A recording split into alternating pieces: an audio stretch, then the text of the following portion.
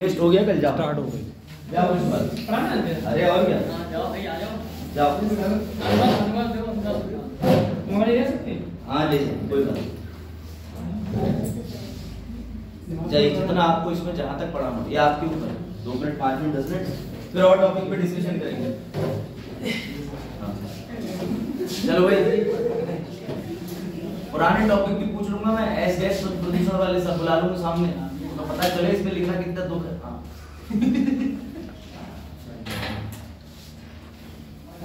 मिटा लीजिए सब मिटा लीजिए कोई इशू नहीं। प्रोजेक्टर की वो अरे अरे अरे अरे मिटा लीजिए समझा दीजिए सर का नाम मिटा के अपना नाम अरे एक ही बात है मैं प्रिंसिपल बोल दीजिए है ना प्रिंसिपल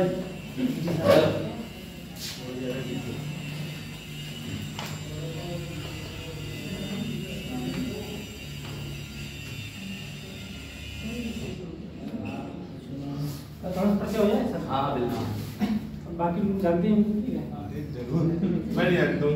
तो बैठो नहीं डिस्टर्बेंस मत करो फ्लू टूटेगा आप पढ़ाइए आप पढ़ाइए गुड यही टेस्ट है आज का मेन मेरा नाम कृष्णपाल सिंह है ठीक है और जो है मैंने अपना बीए जो है कुमारी यूनिवर्सिटी से किया है डब्ल्यूएस ज्योग्राफी पॉलिटिकल साइंस और एमए इकोनॉमिक्स। वेरी गुड तो आज जो टॉपिक सर ने दिया है इसके लिए बहुत बहुत धन्यवाद। सुनामी प्लानिंग दिया है इसकी नॉलेज है कोशिश करेंगे आपको इजी से बता सकते हैं ताकि आपको ये तो क्वेश्चन मत पूछना कोई नहीं बस सुनामी है क्या ठीक है तो सुनामी से पहले जहाँ तक मेरा मानना है कि आप इससे पहले कुछ चीज़ों को बेसिक सीखेंगे ठीक है। सुनामी जानने से पहले ठीक है चक्रवात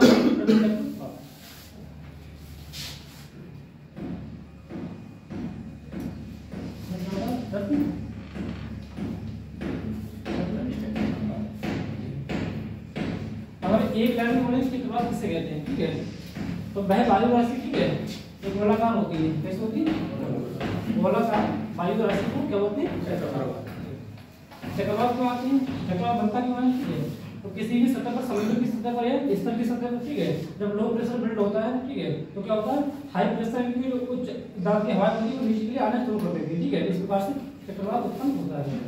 इसका अपोजिट क्या होता है प्रति चक्रवात।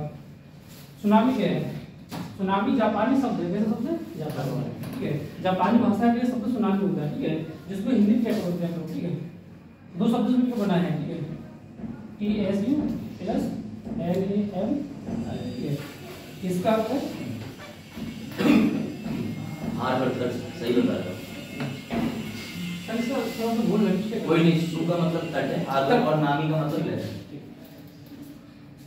आप अच्छा पढ़ा रहे हैं गुड पढ़ाते रहिए आ जाओ जब गुड मॉर्निंग चक्कर पड़ गया इधर बैठ जाते देख लेना साफ होशी जब थोड़ी देर पहले इसका सुनामी शब्द जो है जापान भाषा के शब्दों से ठीक है सु प्लस नामी से मिलकर बना है ठीक है यहाँ पर सु का अर्थ होता है पतन क्या होता है पतन और नामी का मतलब होता है लहर अर्थात पतन की लहर। सुनामी आती क्यों है बिना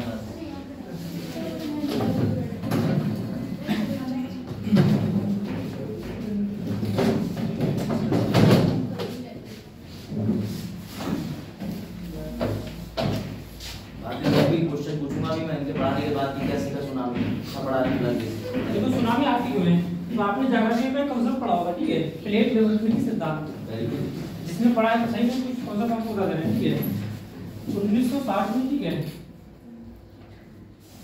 एक वैज्ञानिक का नाम है नोबेल प्राप्त ठीक है कनाडा के थे सर उसका नाम कंट्रोल नहीं आ रहा है इसका बोले टीएच मॉर्गन हां मॉर्गन टीएच मॉर्गन जो था सबसे पहले उन्होंने प्लेट शब्द का प्रयोग किया था कैसे किया था प्लेट शब्द पर 1960 में सर 1967 में ठीक है एक व्यक्ति इसका नाम क्या है मॉर्गन सुना आपने टीएच मॉर्गन इन्होंने क्या किया था इन्होंने इस अवधारणा को प्रतिपादित किया था प्लेट विवर्तन के सिद्धांत की अवधारणा को प्रतिपादित किया था। इन्होंने क्या बताया उन्होंने जो अवधारणा दी थी यानी प्लेट विवर्तन के सिद्धांत का जो मेन अवधारणा है उनके कहने का तात्पर्य है जितना भी पृथ्वी का स्तरखंड जलखंड है ठीक है वो प्लेटों के ऊपर टिका है।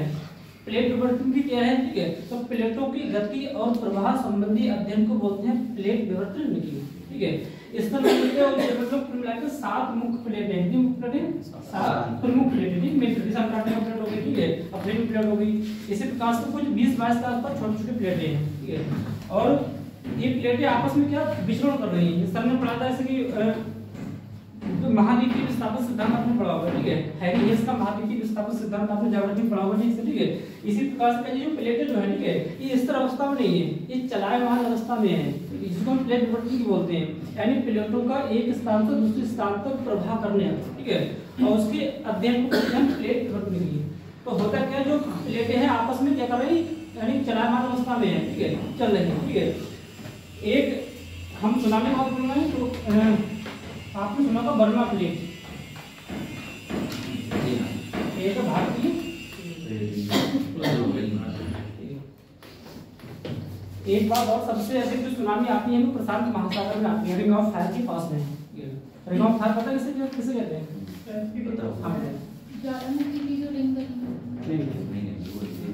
रिंग ऑफ फायर प्लेस कहाँ पे है, कहाँ पे सबको कहते हैं?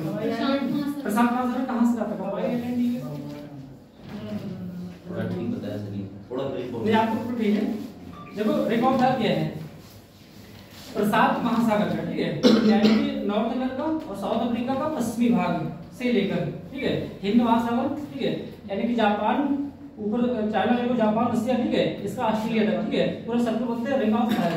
इससे रिंग ऑफ फायर क्यों कहते हैं? क्योंकि यहाँ पर सबसे अधिक ज्वालामुखी आते हैं, ठीक है, और ज्वालामुखी आने की वजह से तब लावा ऊपर निकलता रहेगा, ठीक है, प्रकाश जैसे स्तंभ मार्ग होंगे, ठीक है, इसको बोले रिंग ऑफ फायर। तो बर्मा प्लेट और भारतीय प्लेट है क्या? बर्मा नहीं, म्यांमार आपको सुना होगा, म्यांमार की कंट्री, ठीक है, आसियान में आता है, आपने पॉलिटी पढ़ी, आसियान कंट्री, ठीक है, इसके 1967 में स्थापना हुई थी, ठीक है, ASEAN association of south east Asia, ठीक है। इसको इसमें बर्मा में 10 देश हैं, ठीक है, इसमें क्या है, उसका एक देश का नाम बर्मा है, इसमें पास ही, ठीक है। तो बर्मा प्लेट और भारतीय प्लेट आपस में टकरा रही है, ठीक है। यानी एक जो हम बताना चाह रहा हूँ, सुनामी 2004 में जो आई थी, ठीक है, 2004 में हिंद महासागर के, ठीक है, और क्या कहते हैं, इंडोनेशिया, आपने नाम सुना होगा, ठीक है, इंडोनेशिया के तट पर एक सुनामी आई थी, मुख्य आई थी। तो बर्मा प्लेट और भारतीय प्लेट बर्मा प्लेट के नीचे विक्षेपित हो गई, ठीक है, और नीचे से क्या हुआ, आपने पढ़ा हुआ, लावा निकला, ठीक है, और प्लेट डिस्ट्रैक्ट हो गया, नहीं कि टूट दरार आ गई, ठीक है। दरार आने से क्या हुआ, इसमें भूकंप की कंपन पैदा हो गया। हम आपको बताना चाह रहे हैं कि प्लेट विवर्तन का सिद्धांत क्या है, ठीक है, क्योंकि प्लेट विवर्तन की सिद्धांत समझ लिया, सुनामी भी हो तो आराम से आप समझ सकते हैं, भूकंप समझ सकते हैं, ठीक है। कॉन्सेप्ट है प्लेट विवर्तन की सिद्धांत, ठीक है, क्योंकि एक कॉन्सेप्ट सारे आपके प्राकृतिक आपदाएं अधिकांश आपकी हो जाएंगे, जो भी जैसे भूकंप हो गया, ज्वालामुखी हो गया, ज्वार भाटा हो गया, ठीक है। तो ये प्लेट विवर्तन के सिद्धांत की वजह से होता है। था क्या, भारत की प्लेट, ठीक है, ये बर्मा प्लेट यहाँ पे, ठीक है, इसके नीचे विक्षेपित हो गई, ठीक है, यहाँ से आई, इसके नीचे विक्षेपित हो गई, जब टकराई, ठीक है, तो एक कंपन पैदा हुआ, ठीक है, कंपन पैदा करने से आपको दरार पड़ गई, ठीक है, दरार पड़ने के बाद भूकंप की लहरें जो पी वेव्स, एस वेव्स स्थापित हुई, ठीक है, एल वेव्स तो इस तरह जाती है, ठीक है, पी वेव्स और एल वेव्स, ठीक है, पी वेव्स और एस वेव्स, ये भूकंप की तरंगे हैं, ठीक है। ये क्या था, यहाँ से जब टकराव ऊपर आई, ठीक है, तो एटमॉस्फेरिक कंपन पैदा होता था, ठीक है, तो कंपन पैदा केवल हो जाएगा तो केवल लहरें ही उठेंगी, ठीक है। लेकिन यदि यहाँ पर ज्वालामुखी विस्फोट हो जाए, क्या हो जाए, ज्वाला, तब क्या होगा, पानी स्थिर रहेगा, अस्थिर हो जाएगा, अस्थिर हो जाएगा। इसी से उत्पत्ति होती है सुनामी। अगर एक समुद्री लहर, ठीक है, सागर नितल के वहां पर, सागर नितल का वह स्थल जहाँ पर 7, ठीक है, भूकंप किसमें मापते हैं, रिक्टर स्केल में, ठीक है, यहाँ पर 7 रिक्टर स्केल के ऊपर के भूकंप आते हैं, और उससे जो लहरें उत्पन्न होती हैं उसे बोलेंगे सुनामी। क्लियर है, ये एसडीआरटी की डेफिनेशन है, ठीक है, दृष्टिवादी ये लिखा हुआ है, ठीक है। यानी सागर नितल का वह स्थान, वह क्षेत्र जहाँ पर 7, ठीक है, से अधिक रिक्टर पैमाना पर भूकंप आते हैं, ठीक है, उससे जो लहरें उत्पन्न होती है उसको बोलेंगे सुनामी। क्लियर है, अगर 7 से कम होगा तो सुनामी नहीं मानी जाएगी, तो केवल ज्वार भाटा मान लिया जाएगा, ठीक है, लेकिन सुनामी बहुत करेंगे। तो सागर नितल का वह क्षेत्र जहाँ पर प्लेट विवर्तन की क्रियाओं की वजह से, ठीक है, भूकंप उत्पन्न होता है, ठीक है, जिससे लहरें उत्पन्न होती हैं, भूकंप का रिक्टर 7 से प्लस होना चाहिए, उसको हम बोलते हैं सुनामी। क्लियर है, प्लेट विवर्तन क्या है, तो प्लेटो यानी कि हमारा पूरा पृथ्वी जो है इसका मतलब जो है जलमंडल जो है प्लेटो के ऊपर स्थित है, ठीक है। तो प्लेटों की चलायमान अवस्था के प्रभाव के अध्ययन को बोलते हैं प्लेट जलप्रति। कुल मिला के 7 मुख्य प्लेटें हैं, बाकी कुछ छोटी छोटी प्लेटें हैं, ठीक है। सुनामी क्या है, ठीक है। तो सुनामी सागर निकल का बह क्षेत्र या बह स्थान या बह प्रक्रिया जिसमें 7 रिएक्टर पैमाने पर 7 से ऊपर के भूकंप आते हैं, सागरीय क्षेत्र में आते हैं, इस पर नहीं आते हैं। यानी इस प्रकार से जमीन पे भूकंप आते हैं, इसी प्रकार से पानी में भी भूकंप आते हैं, ठीक है। तो महासागर में जब भूकंप आते हैं उसकी रिएक्टर स्तर 7 से प्लस होने चाहिए, ठीक है। अगर 7 से प्लस के भूकंप आते हैं तो उनसे जो कंपन होता है, जो जल जो है इसमें घुमावदार पैदा हो जाता है, इसको पड़ेगी सुनामी। क्लियर है? डेफिनेशन से बोलते हैं कि सुनामी क्या है, सागर निकट क्षेत्र जहां पर 7 से अधिक रिएक्टर पैमाना के भूकंप आते हैं, उनसे जो लहरें उत्पन्न होती है उससे सुनामी। प्लेट वर्किंग क्लियर हो गया? अच्छा, आसियान के देश के बारे में क्या कैसे पता बताइए, कौन कौन से देश पता है?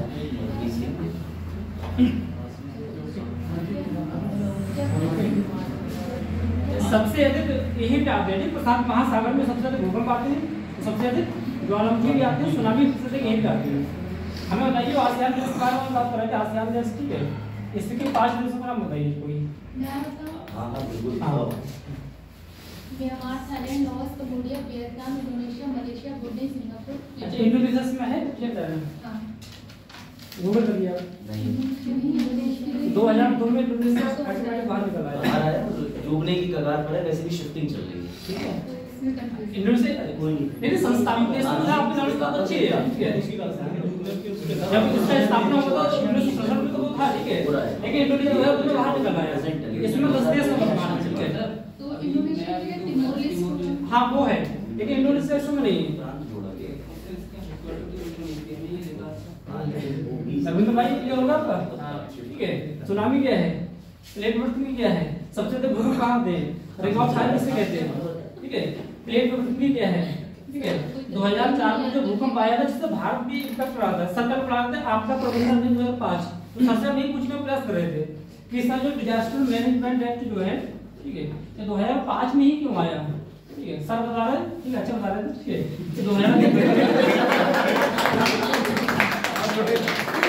2001 में क्या था, भुज में भूकंप आया था, भुज इलाका है, आपने सुना होगा, ठीक है। वहां भूकंप आया था।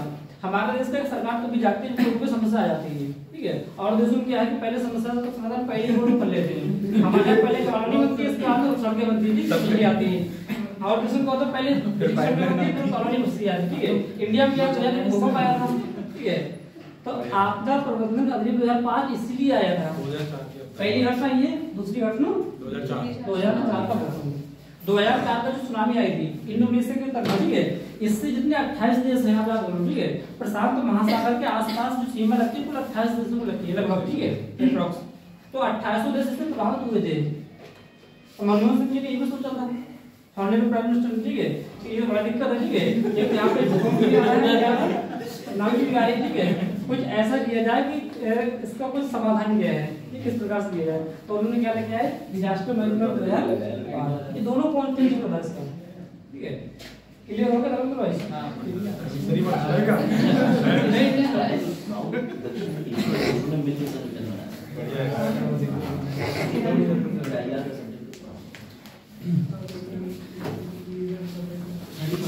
ऐसा हमारी अप्रोच है, ठीक है। किसी एक विषय को टारगेट नहीं करते हैं, खाली सुनामी आपको बता देते, ठीक है। कि सुनामी क्या है कि सागर निकल का क्षेत्र जहां पर 40 से अधिक भूकंप आते हैं, लहरें उत्पन्न होती है, सुनामी कहते हैं कि नहीं होती। क्यों होती उत्पन्न? भूकंप की वजह से, ज्वालामुखी की वजह से। भूकंप ज्वालामुखी क्यों आया? प्लेट विवर्तन के सिद्धांत की वजह से। प्लेट विवर्तन का सिद्धांत क्या है कि प्लेटों के ऊपर हम लोग रह रहे हैं, प्लेटें आपस में टकरा रही हैं, ठीक है। तीन प्रकार के निर्माण होता है, कौन? विनाशी प्लेट निर्माण, ठीक है, संक्षिप्त प्लेट निर्माण और रचनात्मक निर्माण। इसकी वजह से भूकंप ज्वालामुखी उत्पन्न होते हैं, ठीक है, और सुनामी की वजह से उत्पन्न। इसकी विशेषताएं बात करेंगे, ठीक है, कि सुनामी की विशेषताएं क्या होती हैं।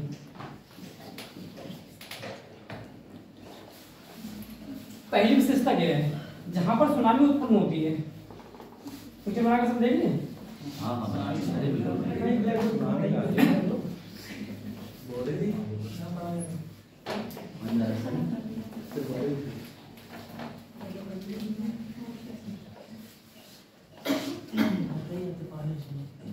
यहाँ से ज्वालामुखी उड़िया हुई, ठीक है, ये समुद्र का जल है आपके पास, ठीक है, यहाँ से लहरें आई, ठीक है।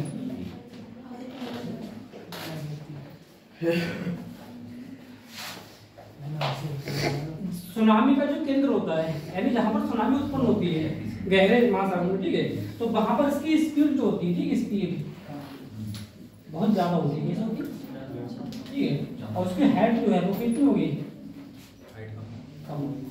क्लियर है? यानी कि महासागर की वह सतह जहाँ पर क्या सुनामी उत्पन्न होती है वहां की स्पीड तो बहुत होगी, ठीक है, लेकिन ऊंचाई कम होगी। लेकिन जैसे ही तट की तरफ जाएगी, तट की तरफ जाएगी तो ऊंचाई इसकी बढ़ती जाएगी और स्पीड धीरे धीरे कम होगी। क्लियर है? आपको ऐसा क्यों है?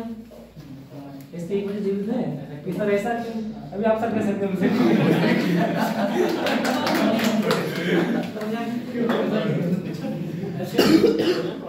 आपने पढ़ा होगा पाकिस्तान में घनत्व, क्योंकि यहाँ पर जल का घनत्व बहुत अधिक होता है गहरे महासागर में, ठीक है, यहाँ प्लेटों का घनत्व भी अधिक होता है, लेकिन महासागरीय प्लेट का घनत्व स्तरीय प्लेट के अपेक्षा अधिक होता है, ठीक है, तो इसी वजह से यहाँ पर स्पीड ज्यादा होगी लेकिन ऊंचाई कम होगी। वैसे वजन वाली चीज ले लो आप, ठीक है, इसमें लोहा ठोस लोहा है, ठीक है, एक हल्का लोहा है, ठीक है, तो जोर से कौन सा जाएगा, इसमें दूर कौन सा जाएगा, हल्का वाला जाएगा, ठीक है, हल्का वाला दूर कहाँ जाएगा, पास है, वो तो पास है ना, भारी वाला का जाएगा, यानी जो ठोस होता है, ठीक है, घनत्व से ज्यादा होता है तो उसका स्पीड ज्यादा होगी। तो यही विशेषता है, ठीक, सुनामी की सतह क्या है कि उसका जो केंद्र होता है, जहां पर सुनामी उत्पन्न होती है वहां पर स्पीड ज्यादा होती है लेकिन हाइट उसकी कम होती है। लेकिन जैसे ही तटों की तरफ सुनामी आती है तो ऊंचाई बढ़ती आती है और स्पीड कम होती है। क्लियर हो गया? कोई दिक्कत? लाभ क्या है? सुनामी के लाभ, सुनामी के लाभ पहले आप विशेषता पढ़ लेते हैं, विशेषता लेकिन आएगा लाभ भी गुजरते हैं। हाँ, लाभ हम बता देंगे, लाभ क्या है इधर बता देंगे।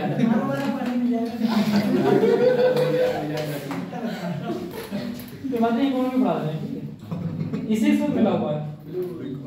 आपने इसको काम सुना क्या? आपने वीडियो कॉल में क्या है बताएंगे? समुद्र के महासागर के ऊपर जो इकोनॉमी बेस होती है, यानी समुद्री संसाधन आपने ना सुना, ठीक है, समुद्र के अंदर जो संसाधन है, ठीक है, तो उन संसाधनों से जो अर्निंग होती है, अर्थव्यवस्था में जो योगदान होता है, उसको बिल्डू बजट में आंसर मिलेगा, प्रश्न डायरेक्ट बोलते हैं, समझ गए नहीं? क्या समझे? सुनामी आने से समुद्र के महासागर के लहरों के माध्यम से समुद्र के पास के जो संसाधन है, ठीक है, उनके बारे में हमको जानकारी, ठीक है, और सुनामी आएगी तो तबाही तो लाएगी, ठीक है, कुछ जिसको संसाधन जो है, ठीक है, समुद्री संसाधन, ठीक है, उनके बारे में भी जानकारी हमको मिल जाती है। तो इसका वैसे लाभ एक ही है, किताब में कहीं लिखा हुआ है ही नहीं इसका लाभ है नुकसान है, खाली बस सब में यही लिखा हुआ है सुनामी क्या है, नुकसान क्या है, ठीक है, और रोकने के उपाय क्या है। लाभ तो कहीं लिखा हुआ इसका ही मिलेगा यहाँ पे, ठीक है, फिर बता जाता हूँ, ठीक है, इसको बनेगी बिलू इकोनॉमी, यानी कि समुद्र से संबंधित जो अर्थव्यवस्था होती है, संसाधन होते हैं, उन संसाधनों को जब अर्थव्यवस्था में हम ऐड कर लेते हैं उसको बनेगी बिलू इकोनॉमी। हाँ, अभी क्वेश्चन आप पूछ रहे हैं, दोनों को पीछे से देने जा रहे हैं। जून का महीना था,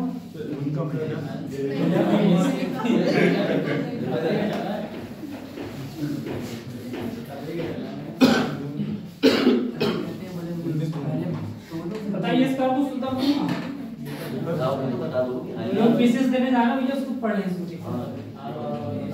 पढ़ा होगा ज्योग्राफी में, तो पढ़ा होगा पेपर जो है अम्फान ये सब तो पढ़े होंगे लोगों ने, तो बिल्कुल पढ़े होंगे आप लोग। ज्योग्राफी पढ़े, हमारा किस्मत खराब थी कि हम देर से खाए, एक ही क्लास में पाई, ठीक है, बच गए किस्मत। नहीं, सौभाग्य दुर्भाग्य पता नहीं क्या है, हमारा सौभाग्य था, हमारा दुर्भाग्य। ठीक है, ऐसा नहीं, हमको देर से खाएंगे, थोड़ा देर हो गई। अच्छा, ये क्या है, देखो जो है, जो लोग पीसेस टेस्ट में देने जा रहे हैं इसको रट के जाएं, साइक्लोन, ठीक है, चक्रवात है क्या?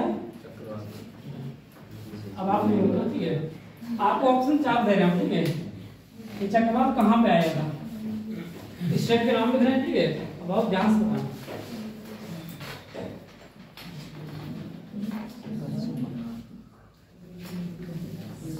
ऐसा लिखा हुआ है।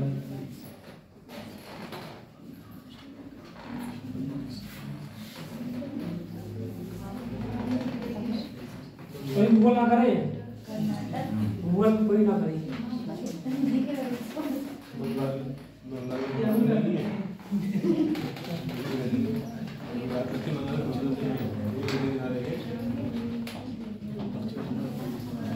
जून 2023 में, ठीक है, गुजरात में चक्रवात आया था। गुजरात इससे दवाई कहाँ हुई थी? गुजरात। बजाज भाई आपने गूगल तो नहीं किया? बजाज अपडेटेड ज्यादा आ गई। देखिए बजाज की कमेंट में ठीक है। बजाज अपडेटेड आ गई। अच्छा बजाज ये बताइए ये काम रखा किसने था? बजाज भाई ये काम किसने दिया था? सर मोदी जी ने दिया। नहीं ऐसे टारगेट नहीं करता। आदरणीय नरेंद्र मोदी ऐसे करता है, ठीक है, उन्होंने नहीं दिया है। केवल ये व्यक्ति सही बोल रहा है अपने क्लास में, ठीक है।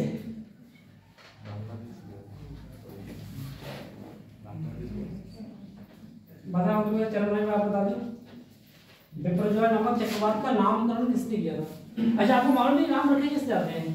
सर है हाँ एक कमेटी है, क्या कमेटी है? बहुत प्रधानमंत्री के अंडर में होती है और मंत्रालय होता है उसका। वो कौन सी मंत्रालय है? पर्यावरण संरक्षण जलवायु मंत्रालय। जलवायु मंत्रालय एवं सुनामी समिति।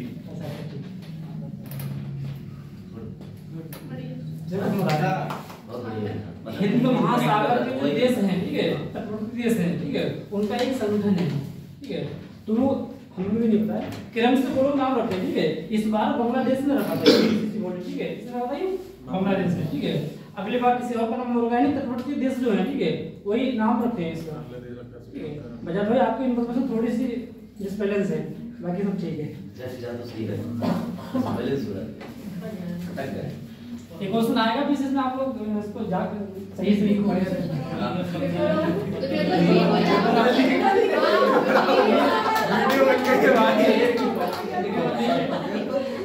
नहीं पहले आपके छपने से पहले अभी तो छपाई नहीं है। कह रहे त्रिपाठी जी कह रहे थे पेपर लीक होगा की बात है। अच्छा त्रिपाठी जी बोल रहे हैं जहरवा लिखा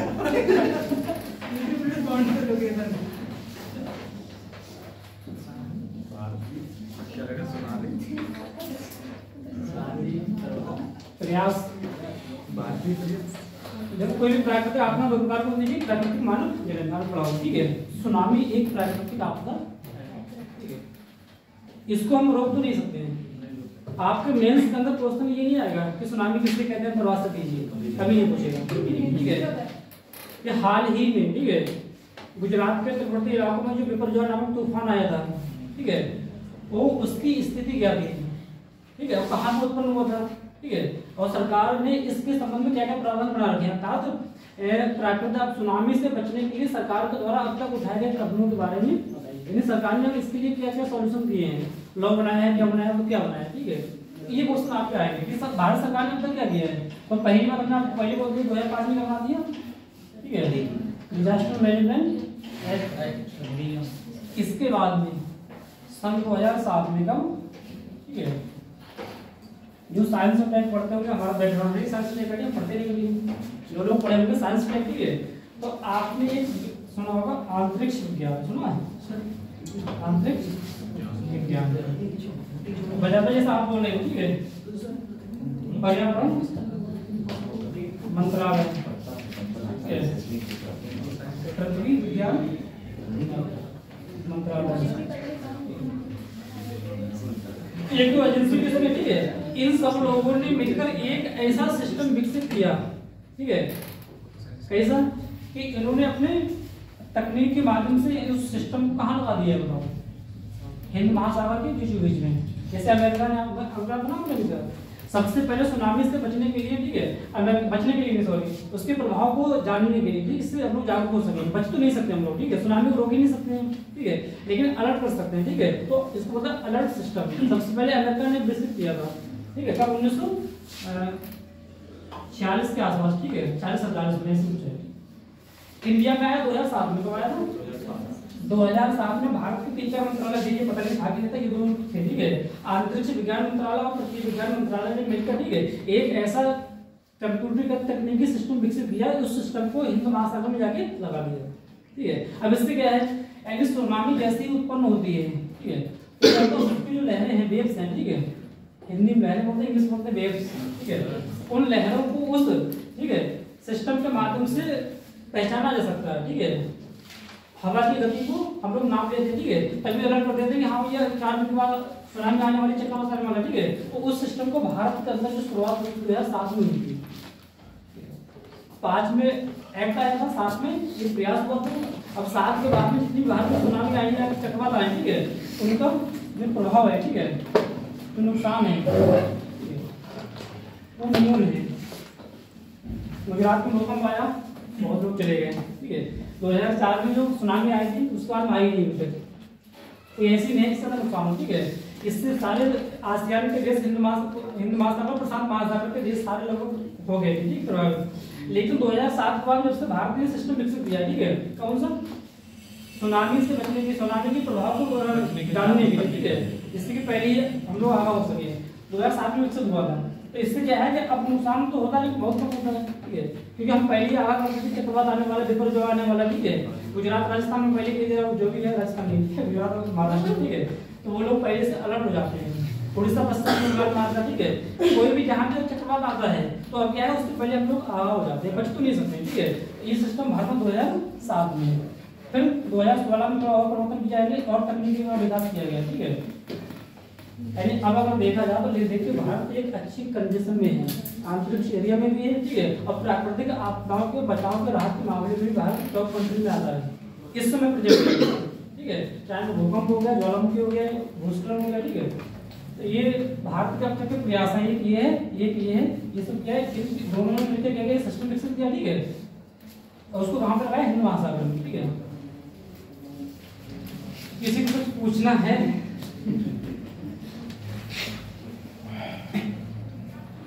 अरुण भाई को छोड़ के, अरुण मुझे ऑप्शन में है ही नहीं। मेरे साथ तो काफी बढ़िया एक्सप्लेनेशन, बहुत अच्छे से। सुनामी आने के पहले से कुछ नहीं कर सकते, बस हम अपना बचाव कर सकते हैं। सुनामी आने के दौरान क्या कर सकते हैं? अलर्ट सुनामी, अच्छा ये आपने क्वेश्चन ठीक है। भारत का सिस्टम है, सही है, ठीक है। सुनामी आने के दौरान इसमें किसी एक ने कई चीजों मैक्सिमम डिपेंड करती है, ठीक है। नंबर 1 जन भागीदारी, ठीक है, जागरूकता, ठीक है। दूसरी बात क्या है, सामुदायिक भागीदारी, ठीक है। अधिकारी, ठीक है, अधिकारी की व्यवस्था अच्छी होनी चाहिए, ठीक है। रेस्क्यू ऑपरेशन चला, ठीक है, सरकार, ठीक है, और अंतरराष्ट्रीय एजेंसी जो है, ठीक है, इन सबको सक्रिय होना पड़ता है। यानी जब भी किसी देश में कोई प्राकृतिक आपदा आती है तो जरूरी है वहाँ की स्थानीय जनता, सामुदायिक भागीदारी, वहाँ का अधिकारी वर्ग, ठीक है, और वहाँ पे सरकार और अंतरराष्ट्रीय संगठन, तो एक ही और, ठीक है, जो राहत बचाव दल होते हैं, ठीक है, एनडीआरएफ, ठीक है, इनको बहुत अधिक एक्टिव होना पड़ता है, ठीक है। तो इसके लिए जरूरी है कि इन सबकी जन भागीदारी आवश्यक है। केवल एनडीआरएफ सक्रिय हो जाएगा, जनता सक्रिय हो ही नहीं रही, ठीक है, ये दिक्कत है। अधिकारी से आदेश ही नहीं दे रहा है, ठीक है, ये भी दिक्कत है। तो सुनामी आने के दौरान इन सबका, ठीक है, सहयोग का बहुत जरूरी है, एक दूसरे कंट्रीब्यूट करना चाहिए। सुनामी आने के बाद में जो इकोनॉमिक जो स्थिति जो डाउन होती है, उससे कैसे रिकवर कर सकते हैं? उससे कैसे रिकवर कर सकते हैं? उससे हम किसी प्रकार से रिकवरी नहीं कर सकते। सर आप सपोज करें, क्यों नहीं कर सकते? मतलब आपकी बिल्डिंग टूट गई, आपने टावर लगाया, तो टावर तो टूट गया, तो अब उसको नए सिरे से कैसे ठीक कर सकते हैं?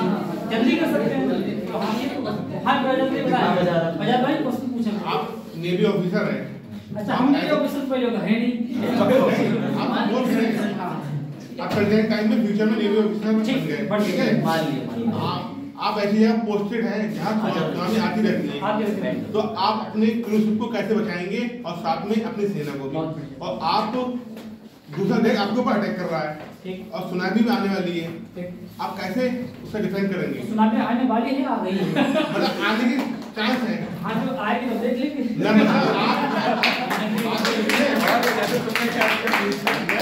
आने चांस है, चांस है तो चांस एक आपको सर 2 चांस है। एक तरफ आप जाएंगे, 2 रास्ते आप देश की रक्षा करें आप ये आपने वो समझ कुछ जान चुके हैं। इस सुनामी आने से पहले क्या कर सकते हैं भाई? आपके कहने का मतलब ये है यहाँ पे हम हैं, ठीक है, एक तरफ सुनामी है, आगे आने वाली मुझसे पूछ रहे हैं, मतलब आपको जो स्किल होता है उसको पता लग गया आपको, स्केल पे पता लग गया। मतलब अच्छा हाँ ठीक ठीक पता लग गया सुनामी आने वाली, ठीक है। ये तो ये हो गया। और दूसरा ये है आपके ऊपर अटैक होने वाला है अटैक दूसरे देश के। अगर आप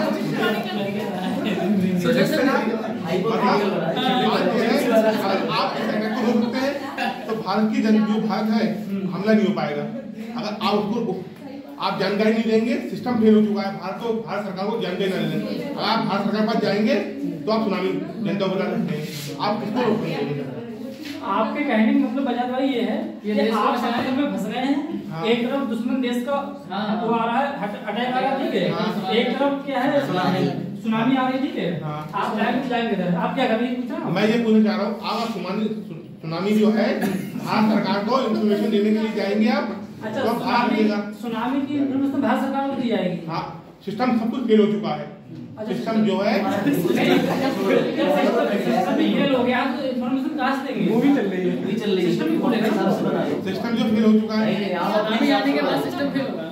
अरे जब आपका सिस्टम पूरा फेल हो गया है तो मनी होगा नहीं ना, तो सिस्टम ही फेल हो गया। आप वहाँ खड़े हुए जहाँ जा रहे हैं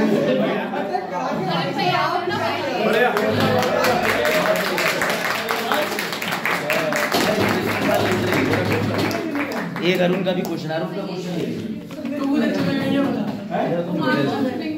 मैं दिल में वास्तव में ऐसी पढ़ी है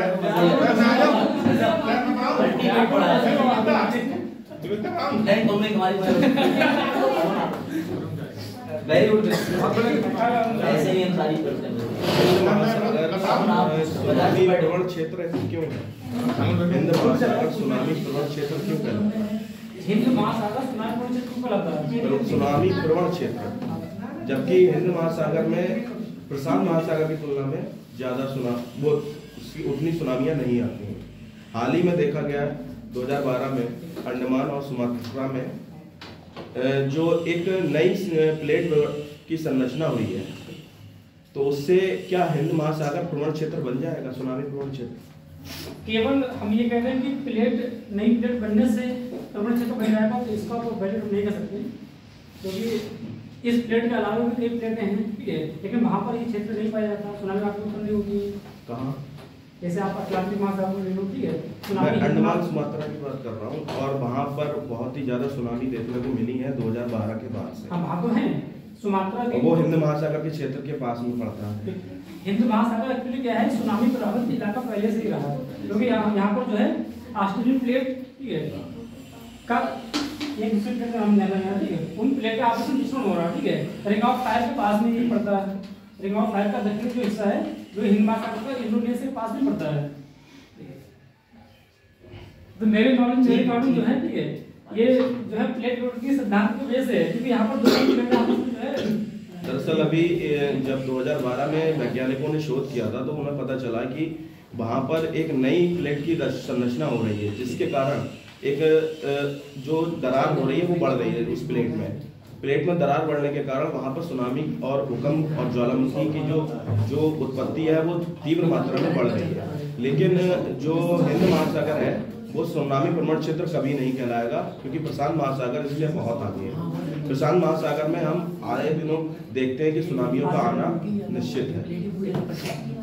प्रशांत महासागर भूकंप ज्वालामुखी सुनामी सबसे अधिक वहीं पे आती है, यानी सभी रिंग ऑफ फायर इसको बोलते हैं, वहां पर ज्वालामुखी होती है। अरे बहुत बढ़िया एक्सप्लेनेशन, हिंदी लिख पाई हो बहुत बढ़िया।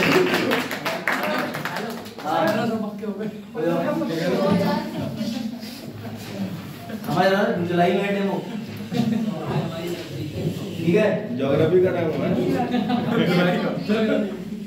चलो ज्योग्राफी का टाइम गुड। अब आ जाओ बेसिक चीज में जानिए। कोई और जो सुनामी में कुछ बोलना चाहे?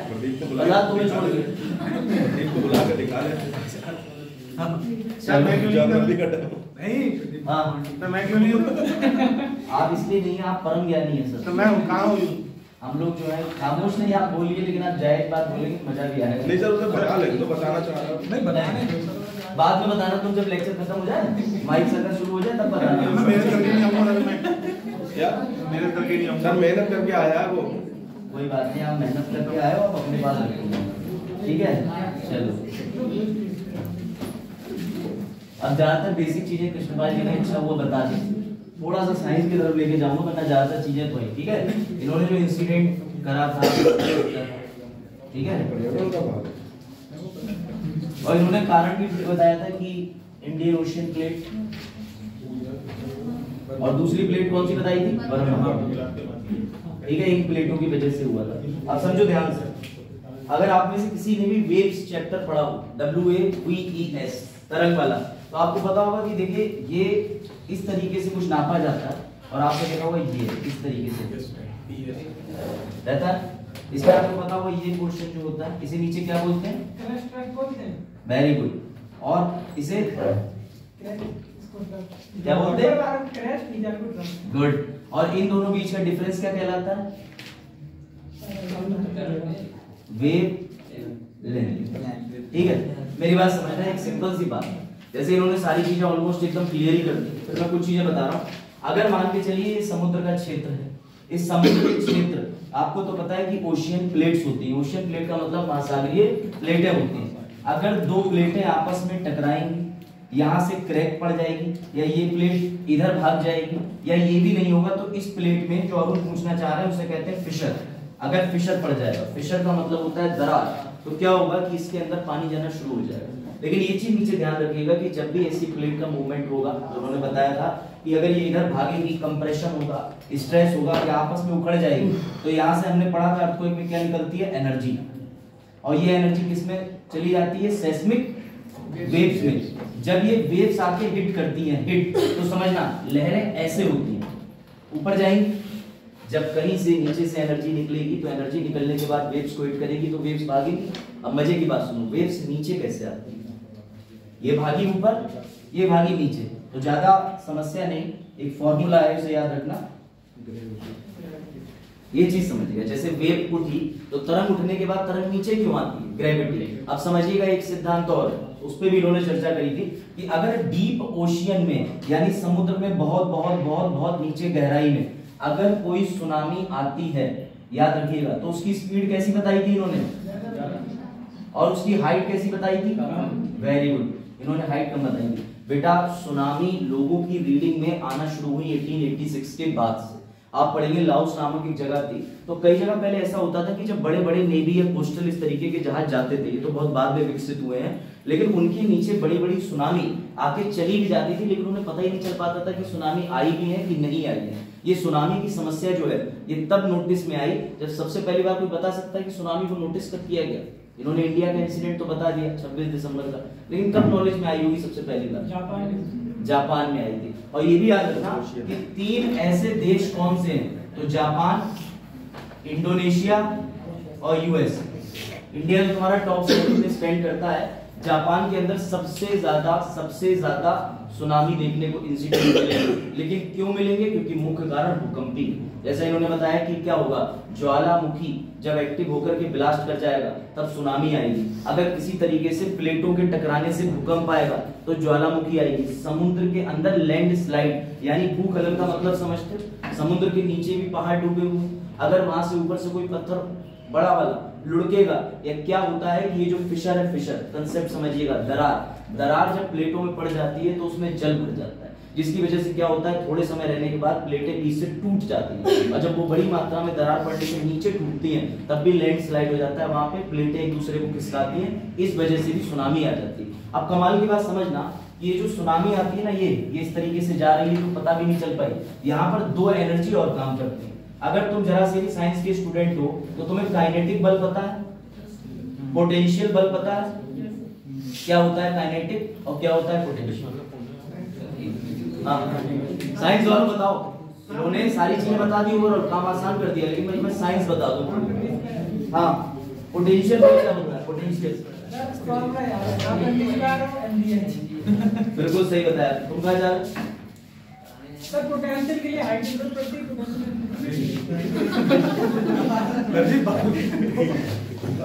मानव ही सभ्य हो सकता है, पशु नहीं। इसी को कहते हैं जैव विविधता। नहीं, जैव विविधता नहीं कहते, इसे कहते हैं रस्टिकेशन। चलो हाँ, अब आगे बताइए। हाँ, अब ध्यान से इसका देखिए, काइनेटिक का सीधा मतलब समझिए, आप समझ जाए काइनेटिक का मतलब ये। हाँ, गति ऊर्जा कैसे कहते हैं? सिंपल, जो आप बता रहे गति है ऊर्जा, तो गति से चलती जा रही है। क्या गति कैसी होती है? वेलोसिटी।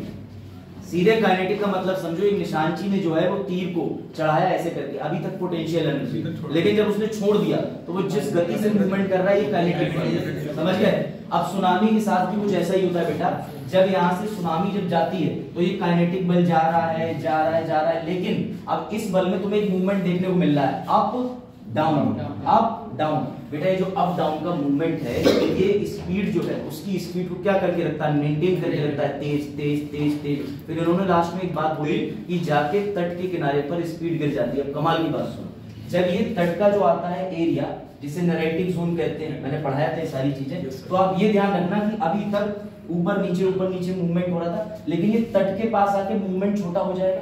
तुम खुद सोचो, कोई पानी ऐसे ऐसे इस सतह पे जा रहा है, लेकिन अगर चढ़ाई होगी तो पानी चढ़ाई पे चढ़ने के टाइम पे उसके अंदर जो वेव ऊपर और नीचे उठेंगी, उनकी जो हाइट है वो क्या हो जाएगी?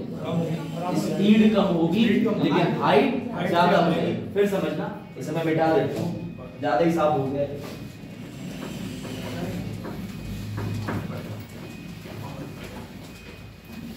मान के चलिए कि ये उठेगी, ये ठीक है। अब ये कोस्ट के पास जा रही है, अभी अगर ये मेंटेन करेंगे तो यहाँ पे स्पीड कैसी है? ज्यादा, ठीक है। अभी भी मैं मान के चलता हूँ हाइट कम होगी, अभी भी हाइट मान के चलो बहुत बहुत होगी तो 10 मीटर, एक बात मैं कह रहा हूँ, लेकिन ये सब समुद्र के अंदर अंदर हो रहा है, पता नहीं चल रहा है। लेकिन जब ये इस फ्रीक्वेंसी में ट्रेवल करते करते इस कोस्टल एरिया पे जाएंगे तो ये देखो, ये कट रहा, ये जो हाइट अभी तक ऊपर नीचे ज्यादा हो रही थी, ये हाइट जब हिट करेगी तो यहाँ पे हिट करेगी। अब हिट करने की वजह से इतनी ज्यादा काइनेटिक एनर्जी लगी, और जब काइनेटिक एनर्जी यहाँ पर जाके लगी, इकट्ठी हुई, तो ये हाइट आ जाएगी यहाँ पर 100 मीटर।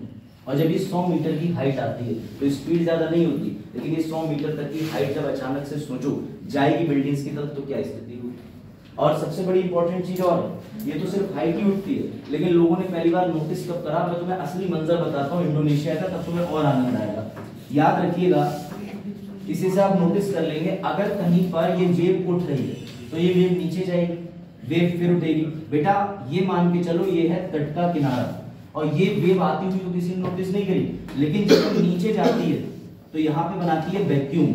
और जो लोग यहाँ पर आराम से गाना गा रहे थे, सागर किनारे दिल्ली पुकारे, वो आराम से बैठे हुए, समझिएगा, उन्होंने एक मूवमेंट नोटिस करा कि जो मछलियां थी वो सतह पे पड़ी हुई थी, और ऐसा लग रहा था कि पानी 20 से 30 फुट पीछे जा रहा हो, जैसे समुद्र पानी को अपने अंदर खींच रहा हो, ऐसे करके वैक्यूम क्लीनर की तरह ऐसे घुप से अंदर खींच रहा हो। तो उन्हें लगा ये क्या एक्टिविटी हो रही है भाई, वो क्यों खींचेगा इसलिए कि वेव जब उठ रही है, एक वेव नीचे जा रही है, और कोई चीज बाहर आने से पहले जब इतनी मात्रा में नीचे जा रही, बेटा मैक्सिमम टाइम मिलेगा तो 1 से 1.5 मिनट का। अब 1 से 1.5 मिनट में तुम कितना भागोगे? कौन सी मोटरसाइकिल ले जाओगे? क्यों? क्योंकि मजे की बात सुनो, एक जेट विमान जिस गति पर उड़ता है वो होती है सुपरसोनिक, हाइपरसोनिक, इन स्पीड पे उड़ता है, मैक स्पीड पे। इसकी गति ऑन एवरेज होती है 700 किलोमीटर प्रति घंटा, और यही स्पीड होती है सुनामी की। अब तुम जरा बताओ, 700 किलोमीटर प्रति घंटे की स्पीड से अगर कोई चीज आ रही है तुम्हारी तरफ, तो तुम कितनी तेज पहुंचोगे? 60 की मोटरसाइकिल की स्पीड भी 120 पे ले जाओगे, 150 पे ले जाओगे, तो ये तो तुम्हें ऊपर से आएगी और घुप कर जाएगी, नहीं कर जाएगी। और जब ये घुप करके जाती है तो भैया इसने मार दिए 10,000 कुछ लोग इंडोनेशिया के पास में, जो 15 संक्रमित क्षेत्र थे। और उसके बाद यही नहीं करती है सिर्फ, जब ये आराम से बिल्कुल शांत हो जाता है, अब तुम्हें क्या लग रहा होगा कि बस सर 4 से 5 मिनट में सुनामी लग गई? नहीं, पीछे से ये भाई साहब फिर आ रहा है, ये बोले लो 10 मिनट बाद और लो। तो सबसे बड़ी प्रॉब्लम ये होती है कि एक वेव जो आगे जाकर के शहर को नुकसान पहुंचा चुकी है, अब पीछे से अगर और वेव आ रही तो वो भी हिट कर जाती है। इस वजह से सुनामी में मल्टीपल चीजें होती हैं। अब यहाँ पर जो हाइट देखी गई थी इंडोनेशिया के पास में, ये हाइट 100 फीट थी। अब तुम जरा 100 फीट की हाइट सोचो, और लोगों को कुछ नहीं पता था। अब कहा जाता है कि जितने भी प्रकार के पशु होते हैं इनके सेंसेस एक्टिव रहते हैं। अब सेंसेस क्या एक्टिव रहते हैं? सांप जिसके पास में कान नहीं होते, पता है ना सांप के पास कान नहीं होते? नहीं पता? सांप क्या करता है? अपनी टंग से वायु का पता लगाता है और जो मूवमेंट करता है अर्थ पे। पहले सांप के पैर हुआ करते थे, लेकिन आलस्य के कारण उसके पैर गायब हो गए। नहीं, ऐसा नहीं, उसने एडेप्टेशन कर लिया। जब वो बिल में रहने लगा, हाइबरनेशन में जाने लगा, तो उसके पैर गायब हो गए। तो सांप जो पृथ्वी पे रहता है एकदम सतह पे, अगर वहां पर कोई वाइब्रेशन फील होगी तो सांप को जल्दी महसूस होगा। अब जो भी अब एक जानवर इंस्टाग्राम तो चला लेगा, जो वो इंस्टाग्राम में बिजी हो, ध्यान ना दे, उसका टास्क ही यही है कि जमीन पे घास चल रहा है, तो जब घास चल रहा है, मूवमेंट कर रहा है, घास कूद के मुंह में आ रही है, तो वो ये तो सोचेगा ये क्या समस्या हो रही है। तो ऐसे में कहा जाता है कि जो सुनामी वाले क्षेत्र होते हैं तो वहां पे एनिमल बर्ड जो क्या कहते हैं चिड़िया होती है, वो वायु के विपरीत उड़ना शुरू कर देती हैं, क्योंकि उन्हें आभास हो जाता है कि कुछ ऐसा है जो इस क्षेत्र में आ रहा है। आप समझिएगा, जब 2004 की 26 दिसंबर को सुनामी हिट करी थी तो इसने इंडिया के कुछ कोस्टल एरियाज पे प्रभाव डाला। कौन कौन से? तमिलनाडु, आंध्र प्रदेश कह लो, केरला का इलाका कह लो। तो इन इलाकों में ये देखने को मिला था कि एक तो चिड़िया विपरीत दिशा में भाग रही थी, और तो और ये छोड़ो, जितने भी जानवर थे सबसे ज्यादा कम प्रभाव जानवरों पे पड़ा। उन्होंने अपने आप को सेव कर लिया। तो भैया कैसे सेव कर पाए? सेंसिटिव होते हैं। ये तो है सुनामी के पीछे की साइंस। लेकिन अभी सुनामी यही नहीं रुकेगी, सुनामी और खतरनाक होती है। इंडिया सरकार ने जो ये बात कह रहे थे जिस टेक्नोलॉजी का, उन्होंने काफी अच्छा अध्ययन बताया, उसे डार्ट कहते हैं। डार्ट, ये जो डार्ट होता है ना, डार्ट के बारे में भी मैं आपको बता दूंगा कि डार्ट होता क्या है। साफ करना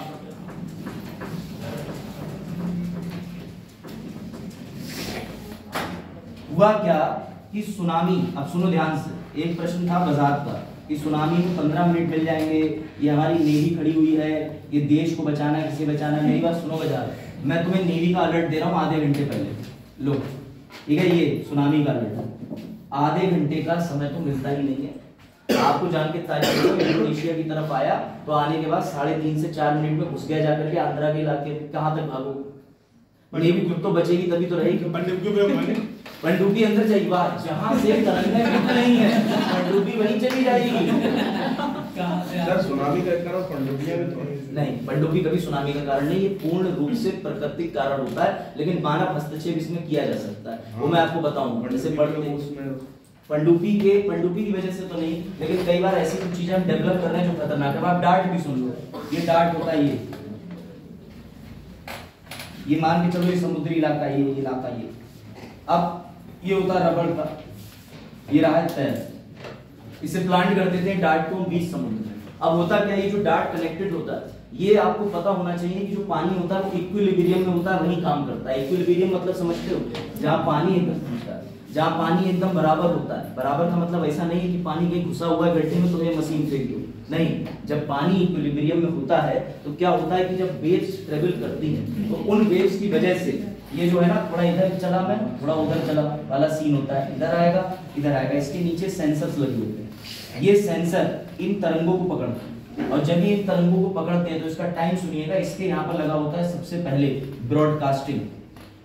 ब्रॉडकास्टिंग का मतलब संचार सुविधा। ये सबसे पहले ब्रॉडकास्ट करके भेजता है उपग्रह को जानकारी। अब उपग्रह पर पूछना क्या होता है?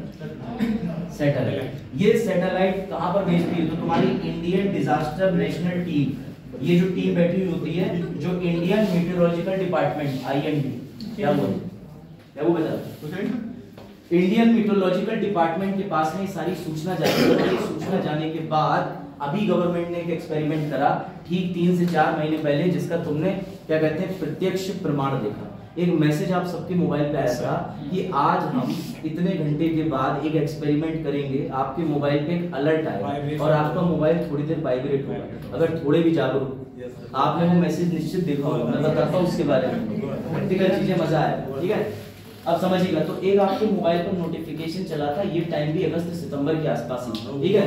तो ये हुआ क्या कि इंडियन मेट्रोलॉजिकल डिपार्टमेंट ने ना मिलकर एक एक्सपेरिमेंट करा। बोले एक मोबाइल जो हर समय लोगों के करीब रहता है, 2 ही लोग तो करीब रहते हैं, एक मोबाइल और एक वही जो तुम 14 तारीख को डायलॉग मार के आओगे, तुम्हारी यादें जो दिल में रहती है, फिर भी ECG में रिपोर्ट गड़बड़ आ रही है होता है ना। तो समझिएगा तो साइंटिस्टों ने क्या करा, उन्होंने आपके मोबाइल पर एक मैसेज डाला 2 दिन पहले कि आज हम चेक करेंगे कि 5.8 मैग्नीट्यूड या कितने भी मैग्नीट्यूड की कोई तबाही अगर आती है तो हम तुम्हें अलर्ट कर दें। तो उन लोगों ने एक डेमो लिया था कि सभी के मोबाइल पे 1:12 पे अचानक वाइब्रेट होना शुरू हो गए थे और लेके आया था कि इट इज डेमो मैसेज, अगर कभी आपदा आएगी तो हम आपको अलर्ट करेंगे। तो फिर आपने उसे ओके कर दिया था। कुछ लोगों के में डबल बार आया था तो कुछ लोग घबरा गए थे, ठीक है, अरे क्या आ गया।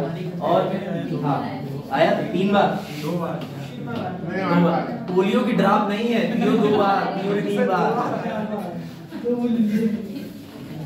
आया हुआ आपके पास मैसेज पक्का आया हुआ। तो ये जो मैसेज आया था इसके अलावा एक्यूरेसी बहुत अच्छी बढ़ गई।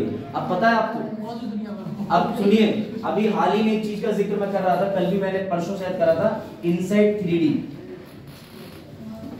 इनसाइट 3D का मतलब समझो, अब तुम्हारे मोबाइल पे कल या परसों एक नीले रंग की खिड़की बन के आई होगी और लिखा होगा it appears that it would rain at 1 AM tomorrow.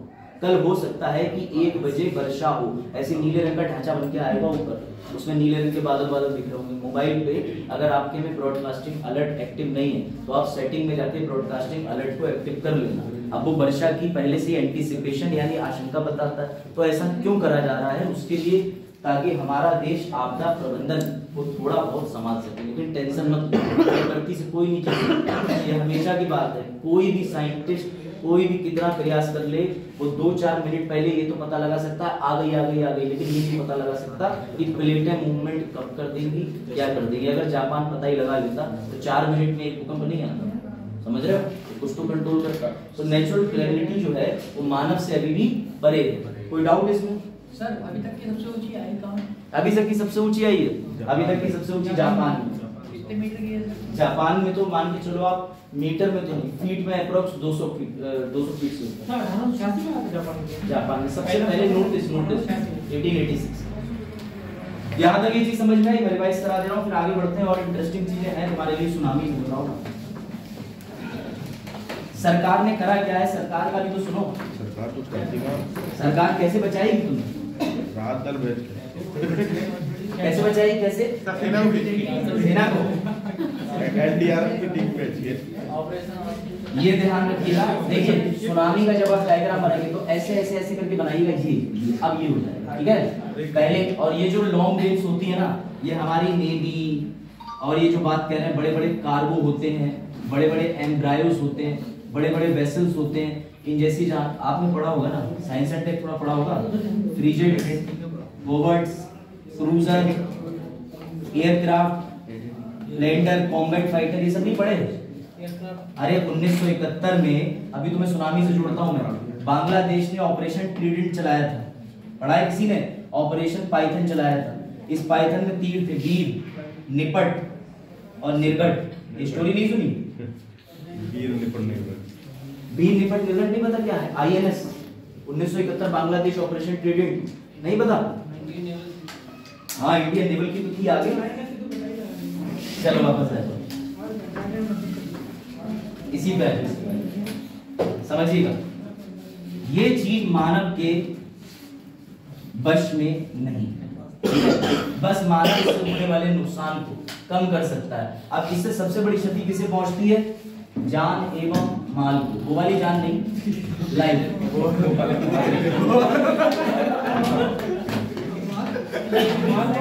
ठीक है, हाँ क्या, हाँ सही समझ गए। वो वाली नहीं तो तुम सोच रहे हो, ठीक है। और वो वाला माल life and goods, life property, ठीक है। अगर कोई चीज लाइफ प्रॉपर्टी को नुकसान पहुंचाती है, जिसमें तुम्हें असुरक्षा होती है, वल्नरेबिलिटी, समझिएगा, उसी को डिजास्टर कहते हैं। और ये बात मैं नहीं कह रहा, ये कह रही है धारा 2 का PM एक्ट 2005। ये ध्यान, अगर कोई चीज तुम्हें जान या माल को हानि पहुंचाती है, असुरक्षा कारित करती है, और जिसके आने को तुम रोक नहीं सकते, तुम्हारे कंट्रोल से बियॉन्ड है, धारा 2D के अकॉर्डिंग डिजास्टर मैनेजमेंट 2005 के तहत उसे डिजास्टर बोला जाता है। कोई डाउट? समझ गए? अब इन्होंने पहले बता दिया कि ये प्लेटों के टकराने से होता है, ज्वालामुखी फटने से होता है, लेकिन एक बात और है, क्या कोई ऐसा मानवीय कारण बता सकते हो जिससे सुनामी आ जाए? मानवीय कारण, बांध का फटना इस उड़ीसा में हुआ है। Very good, excellent. और कोई आंसर? परमाणु परीक्षण, न्यूक्लियर उसमें नहीं, हाँ। सी में भी जो न्यूक्लियर वो करते हैं एक्सपेरिमेंट कर सकते हैं, हो सकता है। ऐसी कोई भी चीज जो अर्थक्वेक लाने में सक्षम है वहां पे हो जाएगा। बिना अर्थक्वेक की एनर्जी रिलीज हुए, सेस्मिक वेव्स के रिलीज हुए कुछ नहीं हो सकता, ये बात ध्यान रखना, ठीक है। अब बताओ गवर्नमेंट क्या क्या कर सकती है? इस पे तो अच्छा खासा आपने ज्योग्राफी पढ़ी लिया दोनों टीचर से। क्या कर सकती है सरकार? हाँ, गिनती, निंदा, 2 लाख रुपए मुआवजा। एक ऐप का नाम लिख लो, क्वेक। अर्थक्वेक को काटोगे तो उसका जो क्वेक है ना, उस क्वेक नाम की एक ऐप डेवलप करी है हमारी मिनिस्ट्री ऑफ किसी ने, तो MOEFCC, मिनिस्ट्री ऑफ पर्यावरण, वन एवं जलवायु परिवर्तन मंत्रालय, ठीक है। इस समय कौन है मैंने बताया था, ऑनरेबल भूपेंद्र यादव जी, ठीक।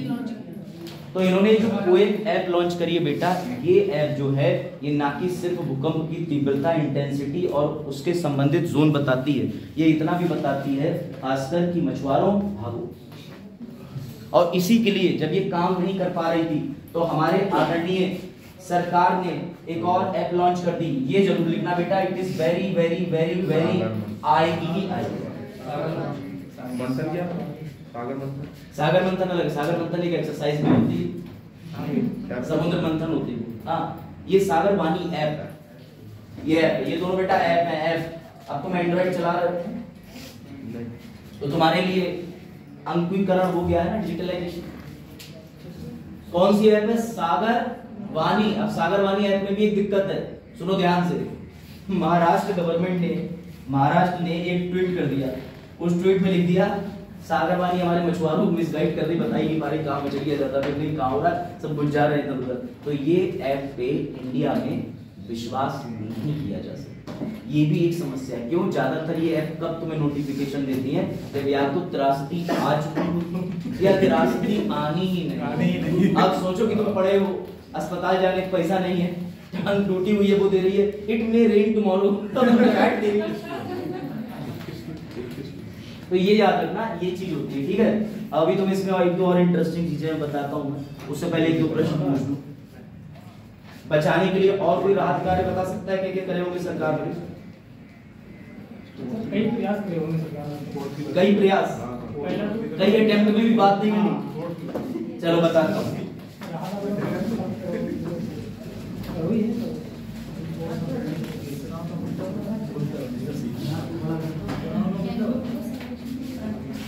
हाँ बताओ। चुनाव का मुद्दा गलत,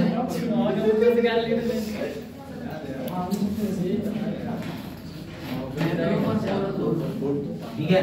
सबसे पहले गवर्नमेंट का जो मेन एम है कि मान लीजिए ह्यूमन लाइफ तो चलो हम बता भी सकते हैं, बचाने का मतलब ये है कि आपने ये भी देखा होगा कि सुनामी के अंदर कुछ लोग बच भी गए थे, लेकिन कुछ लोग जो है तुरंत ही तत्काल तट की चपेट में थे, वो आ गए। हुआ क्या कि करीब करीब आपको ये पता है टाइम, किस टाइम पे आई थी सुनामी? ठीक है, 26 तारीख। तो जब 26 तारीख को अब इतनी सुबह फायदा ये हो गया कि तट पर कॉमन लोग वो थे जो मॉर्निंग वॉक के लिए गए थे, जो ऐसी वॉक के लिए गए थे जो घर से छुप के जाना पड़ता, समझ गए?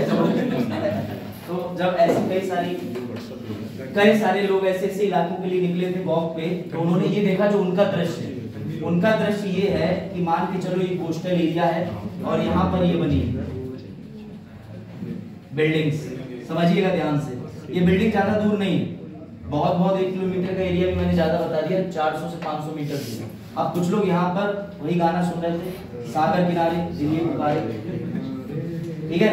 तो उन्होंने ये नोटिस करा, उन्होंने ये चीज नोटिस करी यहाँ पर कि एक वैक्यूम सा दिखा। वैक्यूम सा मतलब ये ऐसा लग रहा था मानो सारा जल ऐसे धरती ले खींच रही है।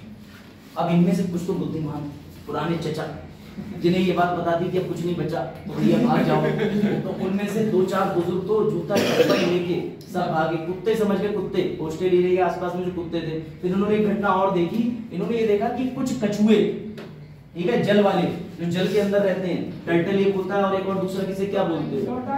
टॉर्टवाइज जल में रहता है और टर्टल दोनों जगह रहने लगता है, एम्फीबियन, गुड। जो और आगे चले गए साहब उसका आधार कार्ड। तो सुनिएगा, देखा गया कि जो कई तरीके के बड़े बड़े कछुए वो कछुए निकल के ना अब उन्हें कहाँ जाना चाहिए टर्टवाइज को, समुद्र के अंदर। वो उल्टा भाग रहे हैं सतह के अंदर ऐसे रेंग के। तो उसमें से 2-4 बेवकूफों ने क्या करा कि उन्होंने कहा अरे प्यारे कछुए तुम समुद्र में जाना चाहते हो, रास्ता भूल गए, उठाया और समुद्र में फेंक दिया। न्यूज में निकला था कि टर्टवाइज का मोए हो गया, कौन समझे उस बात को। तो भाई जब उन्होंने फेंक दिया, मतलब ये बेचारा सतह के आसपास पहुंचने वाला है कि मैं फर्स्ट आ रहा हूँ। ये चचा कह रहा है अरे हमें उठा के यहाँ फेंक देंगे, यहाँ यही सुनामी जाएगी, बुक पे जाओगे तुम।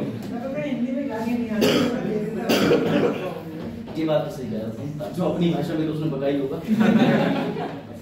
तो इस तरीके के जब जीव जंतु दिखे, आप समझिएगा यहाँ पर एक चक्रवात जैसा दिखा, महसूस हुआ, जैसा इन्होंने कहा एक चक्रवात जैसा महसूस हुआ, क्योंकि जब वैक्यूम बनता है या तो भाई जब पानी एकदम से गुप्त से जाएगा। अरे इसका उदाहरण देख लीजिएगा, वॉशिंग मशीन है घर पे, वॉशिंग मशीन का जब आप पानी डिस्पेंस करोगे या बटन दबाओगे कपड़े धोने के बाद, तो नीचे ऐसे करके एक वेपर बनता है, ऐसे गुप सारा पानी निकल जाता है।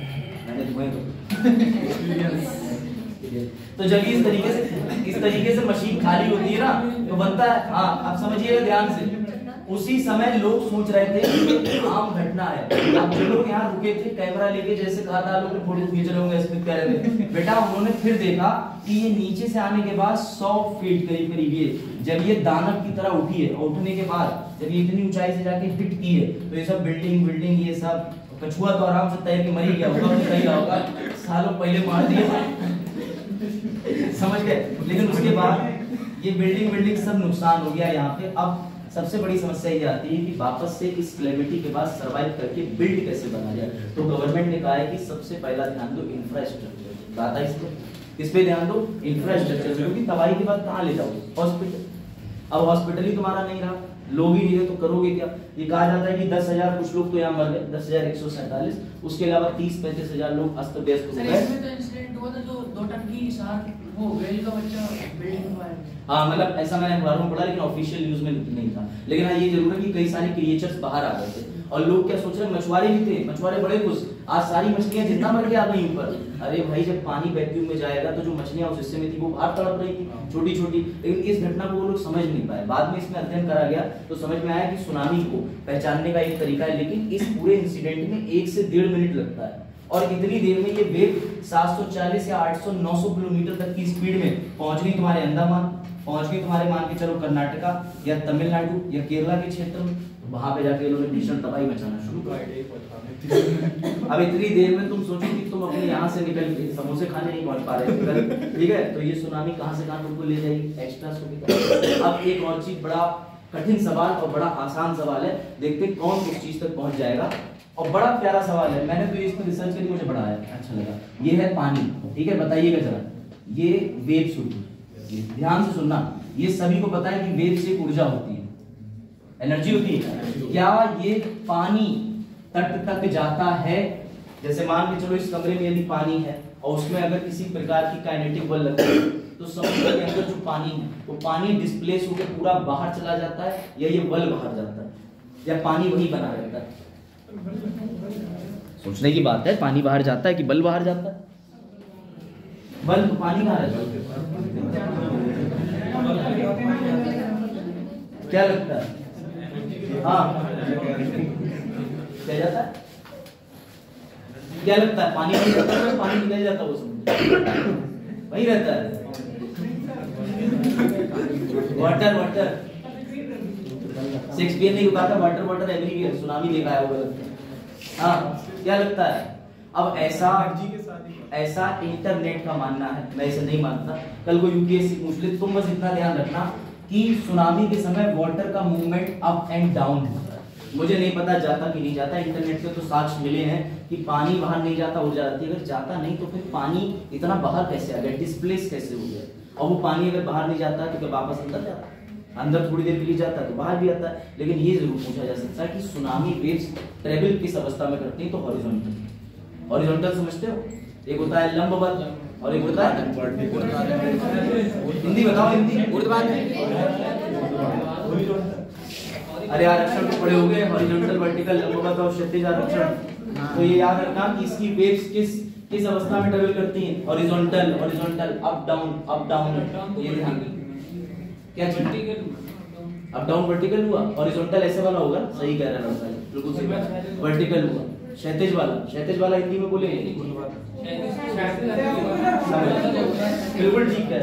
ये जो रेज है इसे वर्टिकल कहेंगे, वेरी गुड। और हिंदी में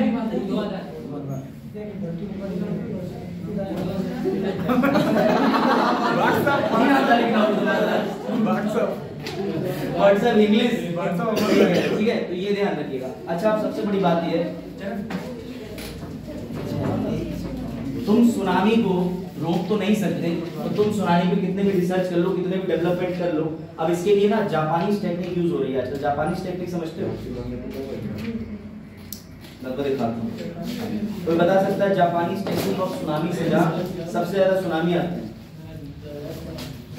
क्या वो बता चक्कर आ गए? तो जो कृष्णपाल जी ने प्लेट बताई थी ना, वो ये थी, देखो सब ये बर्मा प्लेट थी, और बर्मा और इस तरीके से इंडियन प्लेट आपस में हिट हुए थे, ठीक है। के कारण VERMA वाला बर्मा नहीं, वर्मा VURMA, ठीक है। और ज्यादा, और ये 15 जगहों पे जो इंडोनेशिया की भारी नुकसान हुआ था उसका जो प्रभाव पड़ा था, ठीक है ना, ये थोड़ा बहुत प्रभाव पड़ा, ठीक है। आप रुकिए, आप गौरव से लिखिए, मुझे आपसे डिस्कस करना है एक बड़ी इंपॉर्टेंट चीज। क्या चीज है?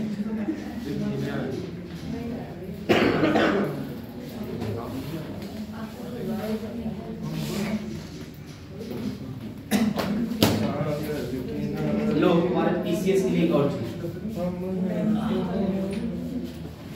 ये डायग्राम बना लो लास्ट में, छोटा सा डायग्राम है लेकिन इसको ड्रॉ कर लो मेरे साथ, ठीक है।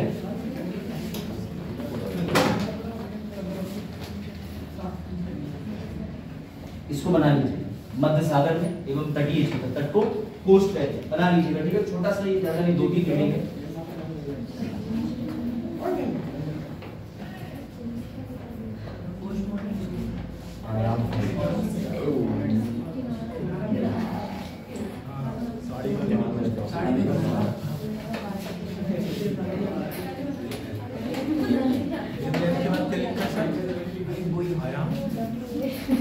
आयाम माने हाइट,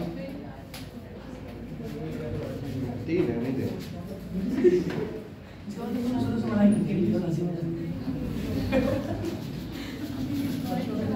और कुछ नहीं, ये याद कर लें। तरंग है बोलते हैं, क्या बोलते हैं? हाइट के नीचे, इसके नीचे आयाम, हाइट, क्या हुआ बेटा? ये लिखिए, देखो जब सुनामी लहरें मध्य सागर में होती हैं बीच में, तब उनकी स्पीड देखो, स्पीड क्या करना चाह रही है? देखिए, बजा बैठ जाओ, बकवास मत कर। देखो 200 किलोमीटर की स्पीड होती है मध्य सागर में, लेकिन जब ये तट के पास पहुंचती है बेटा, इसकी स्पीड ज्यादा नहीं होती है। अगर स्पीड ही इसकी ज्यादा हो तो पता चले निकल जाए बरेली नौमा, लेकिन हाँ, ये जो समुद्र के माध्यम से वेव जो लगातार वहां ट्रेवल पहुंचती है वो है, यानी सतह पे आने के बाद इसको जो पोटेंशियल एनर्जी होती है, काइनेटिक पोटेंशियल में धीरे धीरे बदल जाती है, तो वो ज्यादा लंबे तक ट्रेवल नहीं कर पाती। यानी पोटेंशियल का मतलब ही पता है कि वो स्थिर होती है, लेकिन काइनेटिक वेलोसिटी के साथ मूव करती है। तो पोटेंशियल एनर्जी की वजह से 200 किलोमीटर से स्पीड तो इतनी हो जाती है। ये देखो 10 आयाम, हाइट में बहुत बड़ा मेजर रोल देखने को मिलता है। 1 मीटर की जगह जाके तट पे कितनी उठ जाती है? 30 मीटर, 30 गुना। और स्पीड यहाँ हाई होती है, यहाँ कोस्ट पे लो होती है, क्योंकि बस पानी जो ऊपर हाइट तक जाता है वो सीधे खुद से आता है, सारी चीजें ले जाता है। सुनामी है तो खतरनाक चीज, लेकिन शुक्र मनाओ जितनी मध्य सागर में खतरनाक है उतनी बाहर नहीं होती। अगर उतनी खतरनाक तरीके से बाहर आ जाए तो हो गया काम। क्योंकि हो सकता है वो पूछ ले, उनका कुछ पता नहीं भैया, कुछ भी पूछ सकते।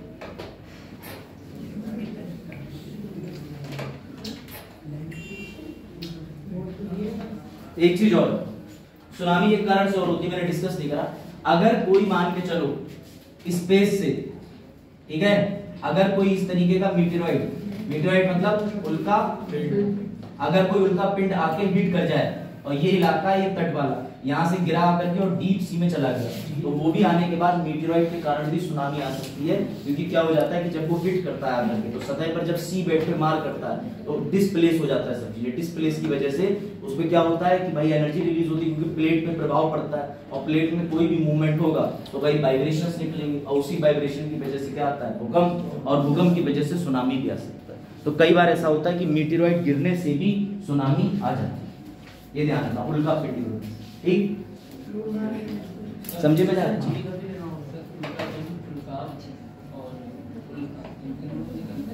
मुझे नहीं पता, इंग्लिश में बताओ। मीटियोराइट, कॉमेट और एक चीज मिस कर रहा है, एस्टेरॉइड, यही तीन। क्या चीज? Asteroid belt. देखो मीटियोराइट तो मैं इतना समझता हूँ कंकड़ पत्थर होते हैं जो आसपास घूम रहे हैं, जब वो एक साथ इकट्ठे आके अर्थ की सतह पे जाते हैं, लेकिन एस्टेरॉइड किसी एक प्लेनेट से कुछ टूटा हुआ हिस्सा होते हैं। आप एक बार कर लेना रिसर्च, मुझे भी इस पे ज्यादा आइडिया है, ठीक है? चलो आ जाओ, लिख लिया क्या? मार्स और जुपिटर आपको तो पता है, उसके बीच में एस्टेरॉइड बेल्ट होती है जो आप कहना चाह रहे हैं, ठीक है? याद रखिएगा इंडिया में जो कोस्टल लाइन है जो हमेशा खतरे में रहती है सुनामी के, ये अच्छा पॉइंट है। 2200 किलोमीटर है जो हमेशा खतरे में रहती है, ये लिख लेना। टोटल कितनी है? 7510 माना जाता है। और कितनी खतरे में रहती है? 2200। इस 2200 वाले इलाके में सुनामी उठने जाने गिरने का खतरा हमेशा लगातार बना रहता है, इसे कोस्ट लाइन बोलते हैं। और इसके लिए ही गाइडलाइन दी गई है हमारे नेशनल डिजास्टर मैनेजमेंट एक्ट में, जैसे प्यार से डिजास्टर मैनेजमेंट अधिनियम बोलते हैं। ये तो नहीं कर सकते, लेकिन 7510 एनसीईआरटी, लेकिन आप 7516 पॉइंट भी आप लिख दोगे तो महेश बलवाल के अकॉर्डिंग ठीक।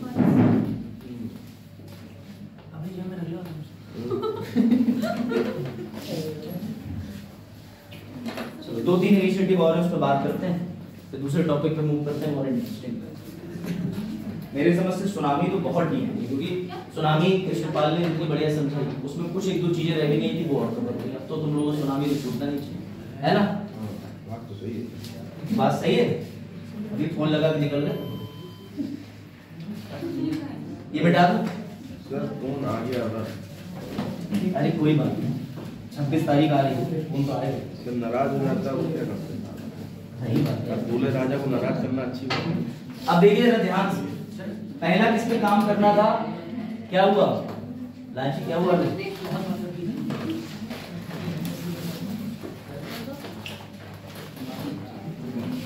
ठीक है, लगातार मैप की करनी है स्टडी, ये पॉइंट बहुत इंपॉर्टेंट है। लगातार मैप के किन इलाकों में, वैसे इसको बोला जाता है वल्नरेबल क्षेत्र, यानी वल्नरेबल एरियाज जो होते हैं मैप पर, उनका अध्ययन करा जाता है। ये तरीके हैं कि कैसे हम सुनामी को थोड़ा बहुत नियंत्रण में या फिर उसके होने वाले नुकसान को पढ़ सकते हैं, कम कर सकते हैं। कम तो कर ही नहीं सकते, उससे होने वाला जो प्रभाव पड़ेगा उसको शायद स्टडी कर लें। तो मैप स्टडी करके किन क्षेत्रों का वल्नरेबल का मतलब होता है कमजोर या असुरक्षित, लिख लो बातें मत।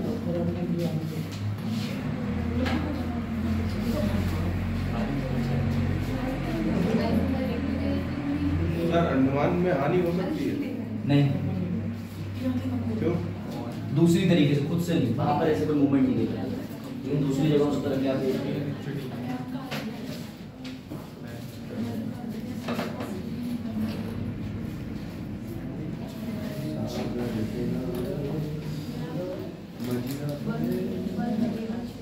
ये जो डिपार्टमेंट है इसके बारे में लिख लीजिएगा, जिसकी ये बात कर रहे थे कि 2007 में ऐसा कोई डिपार्टमेंट बना है, ठीक है? तो इंडियन नेवी का हाइड्रोग्राफिक एक डिपार्टमेंट है जो मैप का अध्ययन करता है लगातार कोस्टल एरिया में। हमारे पास में 22 गश्ती नाव है, ये पता है आपको? हमारे पास में कितनी, पहले बात तो ये बताइए, हमारे पास में बता देंगे आपको तट कितने हैं, तट टोटल कोस्टल एरिया कितने हैं, जो इधर से शुरू होते हैं गुजरात के पास से नीचे तक आते हैं और लास्ट में कितने? नहीं, वो तो आपने मेजर पोर्ट्स बता दिए। कितने हमारे पास तटीय इलाके, कितने कितने कितने जो इधर से शुरू होते हैं और नीचे? अरे भाई ये अभी भी ये चीज बता रहे हैं, समझिए कृष्णपाल ये बता रहे हैं, ये इतना हिस्सा कोरोमंडल कर्नाटक में, ये नहीं पूछ रहा, मैं कह रहा हूँ यहाँ पर पोर्ट बंदरगाह कितने बंदरगाह? हाँ कितने? 13 है। दोनों तरफ के मिला के बताना, वेस्ट और इस तरफ के ईस्ट के दोनों कितने हुए? सब जो अंतर है वो राष्ट्रीय बंदरगाह वो है 12-13 ही है। Very good. और बाकी छोटे-छोटे 20 और कुछ मिला के इसका क्या हो सकते हैं? 21-22 ज्यादा है। 13 अरे मुंबई पोर्ट, कोचिन पोर्ट, ये सब कितने पोर्ट है? मैम ने 13 बताया। 13 आपने बताया है कितने? वो कह रहा है मैम ने बताया 13 पूरी बात है।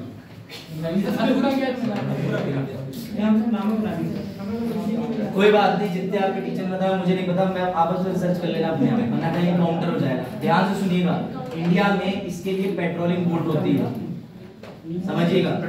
ऑलमोस्ट हर तट पर है, तो जितने लिखूंगा समझ जाना, ठीक है। 22 बोट्स है हमारे पास, 22 कोस्ट को रक्षा करने के लिए। अब इसमें छोटे बड़े पोर्ट शामिल हैं, जैसे आपको पता होगा कि कंडला पोर्ट है और भी है। इन कई पोर्टों को खत्म करके एक बड़ा पोर्ट भी बना दिया था। अब आपने 1971 वाले अगर पढ़ा हो बांग्लादेश लिबरेशन वॉर में, तो हमने जब व्लादिवोस्तोक से मंगाए थे 3, वही जो मैं कह रहा था, वीर, निर्गढ़ और निडर। तब ये मंगाने के बाद हमने कहाँ उतारे थे? तो हमने सबसे पहले कोलकाता के कोची बंदरगाह पे उतारे थे। उसके बाद हम ले गए थे इसको मुंबई सेंट जॉर्ज के आसपास। कोचिन, हाँ कोलकाता, सही कह रहे हो। नहीं कोचिन कोलकाता में, कोलकाता प्रांत में, हाँ कोई बात नहीं, वो ठीक कह रहे हैं। कोचिन बंदरगाह पे जो है वहां नहीं उतारा था, बस कोलकाता के तट पे उतारा था बंदरगाह पे। ठीक, कोचिन तो अलग आता है, कोचिन इस क्षेत्र में ही समझ गए। तो उसके बाद में कहाँ ले गए थे? फिर महाराष्ट्र के सभी नाव ला। ठीक, अब आ जाओ इधर। अरे कोई नहीं, इधर देखो, तुम ध्यान दो। 13 बना दिए तुमने बंदरगाह, मुझे 1-2 ठीक है। तो इसके बारे में याद रखना है, जो नेवल हाइड्रोग्राफिक डिपार्टमेंट होता है, ये हर तरीके से मैप को स्टडी करके रखता है, और मैप को स्टडी करने के बाद बताता है कि कहाँ ऐसे मूवमेंट हो सकते हैं, क्योंकि सटीक तो नहीं हो सकते। ठीक है, ये चीज समझ में आई? आगे बढ़े। अब आ जाओ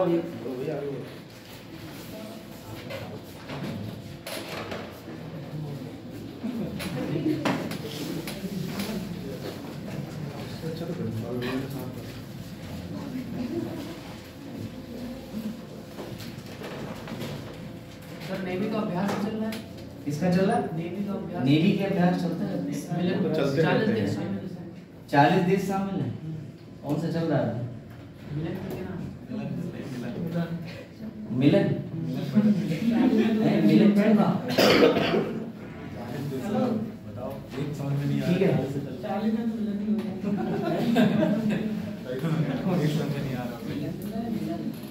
सामूहिक मिलन होगा। सामूहिक विवाह। क्या है सामूहिक विधवा? वाह, बस हाथ विवाह कही है हमने तो। अपनी तरफ से कह रहा उन्होंने विवाह यही क्या करना। सब विवाह बात कर। अब देखिए जरा थोड़ी सी चीज एक बार देख लीजिए ना, बताइए मैंग्रोव जो बने वो कहाँ पाए जाते हैं? तटीय क्षेत्र में। तो हाँ, मैंग्रोव जानते हैं आप? तुम लोग पश्चिम बंगाल जाना चाह रहे हो? चलो सही है, समझिएगा। मैंग्रोव, ठीक, एक चीज समझिएगा। अब क्या होता है, ध्यान से बस ये 2 चीजें समझ लीजिएगा, बेसिक है। और आपको ये भी पता होना चाहिए, समुद्र में प्रवाल भित्ति भी पाई जाती है। प्रवाल भित्ति के बारे में हम लोगों ने पढ़ लिया था कि ज़ूएंथेला और कोरल पोलिप, एक क्या होता है, इनके बीच में सिम्बायोटिक रिलेशनशिप होता है। एक स्थान देता है और दूसरा उसको खाना देता है।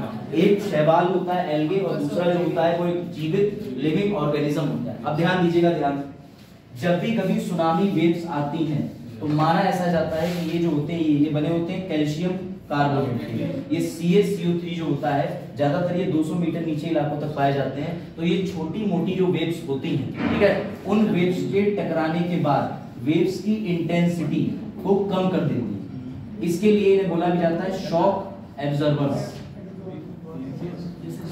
ये प्रभाव कम कर देती है। प्रवाल भित्ति जो होती है वो सुनामी का प्रभाव कम कर देती है। यही सेम काम ये मैंग्रोव भी कर देते हैं। ये जो मैंग्रोव होते हैं, जब भी इस तरीके से कोई सुनामी की वेव्स आती हैं तो इनसे टकराने के बाद वो भी हल्की पड़ जाती हैं। तो कुछ हद तक प्राकृतिक रूप से ये दो कारण हो सकते हैं जो कम करने का प्रयास करते हैं। मानव के पास ऐसा कुछ भी नहीं है, हालांकि ह्यूमन ने सोचा था। अब अभी तो हमारे पास यही है कि इस तरीके के वन बनाए, तट के आसपास में पेड़ लगाएं, या फिर जहां प्रवाल भित्ति बची हुई है वहां पर कम से कम उनका कंजर्वेशन कर ले। अब तुम ये भी तो सोच सकते हो कि वहां पर इस तरीके की एक दीवार बनाओ, या ये जो बेड है सी बेड, ध्यान दे रहे इधर। अब आगे की टेक्नोलॉजी क्या हुआ, अगर ह्यूमन चाहे तो क्या ये संभव है, कोई बता सकता है कि हम इमरजेंसी में जो भी तटीय क्षेत्र है, तट के पास में ऐसी टेक्नोलॉजी बना के रख दें कि जब भी अगर महसूस हो कि समुद्र में ऐसी कोई वेव है तो ऑटोमेटिकली गाड़ी के, आपकी गाड़ी में इमरजेंसी बैग सिस्टम होता है, जब गाड़ी टकराती है तो एयर बैग खुल जाता है। क्या ये संभव है कि हम ऐसा यहाँ पर रख दें कि जब भी वेव्स आए तो ऑटोमेटिकली खुल के प्रभाव को कम कर दें? क्या ये संभव है? क्या ये संभव है? हो सकता है। साइंटिस्ट इसको वर्किंग। ये जो प्रस्ताव है, मैं आपको इस बता रहा हूँ, फ्यूचरिस्टिक चीजें आ रही है कि उनका मानना है कि कंट्रोल, लेकिन अभी दिक्कत है आप कैसे कंट्रोल करोगे? हाँ एग्जैक्टली, जो ये बात कह रहा ना वो भी बात ठीक, लेकिन सबसे बड़ी समस्या ये है कि आप किसी भी चीज का प्लांट लगा के वहां पर कंट्रोल करने का, वो विधवा वाली बात पे असर वालों की वो बाजार सुनता है डर बस देखो सामने। याद रखिए, जापानीज टेक्नोलॉजी के बारे में बात कर रहे हैं तो कोई बता सकता है कि जापान में जब इतनी ज्यादा समस्या है तो वो कैसे कंट्रोल करते हैं सुनामीज को? भूकंप तो आप जान गए, लकड़ी के मकान बनाते हैं, वो 90% किसके बनाते हैं? 90% वुड के। लेकिन सुनामी से निपटने के लिए क्या करते होंगे जापानीज? क्या लगता है? हाँ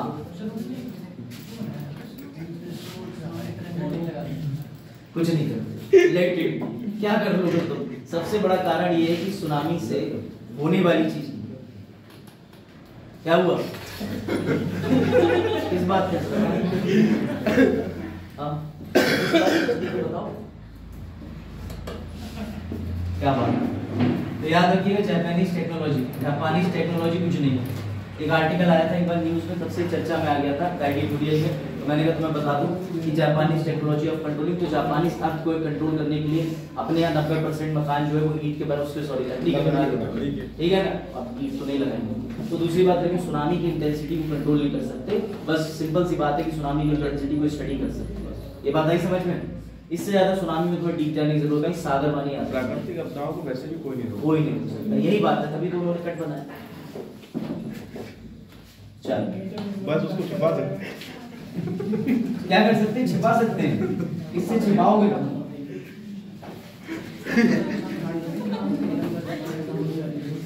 अब तुम इंडिया के तरीके सुनो, तुमने अंतर्राष्ट्रीय तरीके सुने और हंसो। इंडिया का इंडिया में क्या लगता है कि आपको इंडिया में कैसे रोकने का प्रयास कर रहे हो? कोई बता सकता है? सर हिंद महासागर में हाँ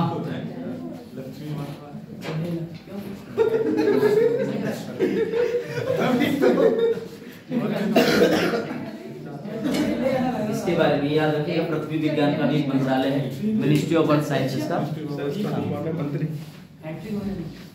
बताया था तुम्हें कल? मोदी सर मैं भूल गया था, अभी बताया थोड़ी देर पहले। भूपेंद्र यादव हाँ बाहर खड़े एक साथ। चलो अब आ जाओ, इंडिया में समझिएगा। इंडिया में कंट्रोल करने के लिए 3 चीजों का निषेध दिया जा रहा है। सबसे पहला क्या लगता है तुम्हें क्या होगा? ये तो छोड़ दो, ये अलग चीजें बताऊंगा। सबसे पहला है लॉ। मेरे समझ नहीं आता, जब लोग ही नहीं बचेंगे तो विधि किस पे लागू होगी?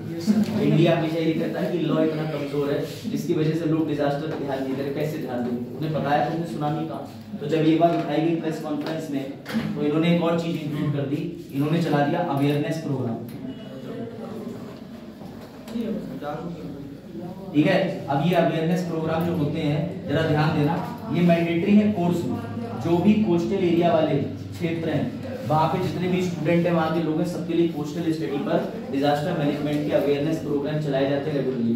जैसे यहाँ पर किसान भाइयों के लिए कोई सभा करते हैं क्योंकि यूपी के अंदर खेती ज्यादा होती है, तो ऐसी कोस्टल एरियाज में रहने के लिए डिजास्टर मैनेजमेंट के संबंध में उन्हें अवेयरनेस फैलाई जाती है कंटिन्यूसली, कई बार ऐसा देखा गया है। उसके बाद ये भी ध्यान रखना, एक अर्ली वार्निंग के प्रयास। हम लगातार लॉन्च कर रहे हैं सैटेलाइट्स, 2-4 सैटेलाइट के नाम लिख देना, इनसेट लिख देना, ठीक है। इसके अलावा इनसेट का एक और वर्जन है 3rd जनरेशन 3D। इसके अलावा और लिख देना, अभी हाल ही में किस देश के साथ क्या हुआ, क्या हुआ?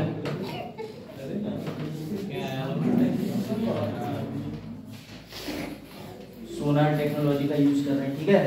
अगर आप लोग सबमरीन की बात कर रहे थे तो सबमरीन किस टेक्नोलॉजी का यूज करती है? सोनार का, sound navigation and engine. Good, घटना चक्र क्या पढ़ा फिर? ठीक है। अब बताओ कोई लास्ट चीज और बता सकता है कि इसमें क्या चीज कर सकते हैं? ऑलमोस्ट सारी चीजें कवर है। अभी गवर्नमेंट ने तो फिलहाल इतना इसके अलावा ज्यादा ध्यान नहीं दिया, लेकिन तुमको और सुझाव देना चाहूँ तो गवर्नमेंट को बताओ। सरकार के द्वारा किए गए प्रयासों को तेजी से क्रियान्वित करने की इनके कहने का मतलब है ये as soon as possible। और हाँ, क्या करने के लिए? Creating framework structure. हाँ, क्रिएटिंग फ्रेमवर्क स्ट्रक्चर, ये आप सही कह रहे हैं। जैसे अगर लॉ की बात करूं तो इसको स्ट्रिंजेंट बनाने के प्रयास चल रहे हैं, कठोर। क्यों सर? हाँ, सुनामी को रोक नहीं सकते ना, तो आनी क्या ही कर अब इंडिया के साइंटिस्ट जो है प्रिवेंट तो कर ही नहीं सकते। सर अनुमान तो लगा ही सकते हैं। अनुमान लगा रहे हैं, देखो मन कर रहा है परसों आ सकती है। अच्छा, आप सुनो ध्यान से, एक और इम्पोर्टेंट, कल सैटरडे है ना, कल तो पता होगा तुम्हारा टेस्ट है। अरे नहीं आना लगा, 100 क्वेश्चन का ईवीएस का टेस्ट होगा, लेकिन जितना मैंने अभी तक पढ़ाया है ऑलमोस्ट उसी चीजें आएंगी। और तुम लोग थोड़ा देख लेना पीसीएस के रिपीटेड क्वेश्चन तो अपने हिसाब से, तो तुम्हारा ये टेस्ट देना, चाहे भले ही 0 नंबर लाओ, वो मैटर नहीं करता, लेकिन जब तुम्हारे लिए सुविधा है तो टेस्ट दो आराम से। हाँ, हम है नहीं 4-5 छः डाल दो। आप यहाँ नहीं तो कोई बात नहीं, जैसे जाए टेस्ट दें, जैसे जो लोग यहाँ हैं वो एटलीस्ट टेस्ट है ना। पार्क वगैरह है, चिड़िया वगैरह है। हाँ, नहीं इसमें से भी करंट नॉलेज पे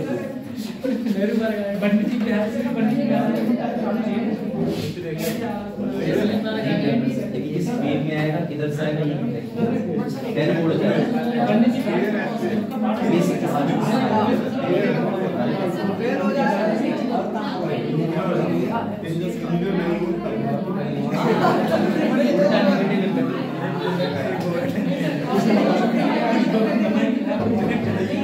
ठीक है, इसमें जरूर देना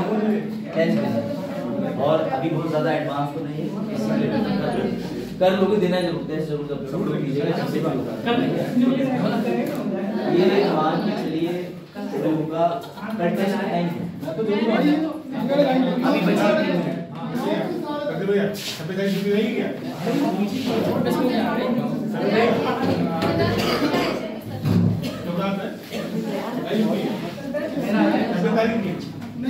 सरकार से कैलेंडर छुट्टी है? नहीं, अभी तो होनी है। 26 को है क्या? 26 को है क्या?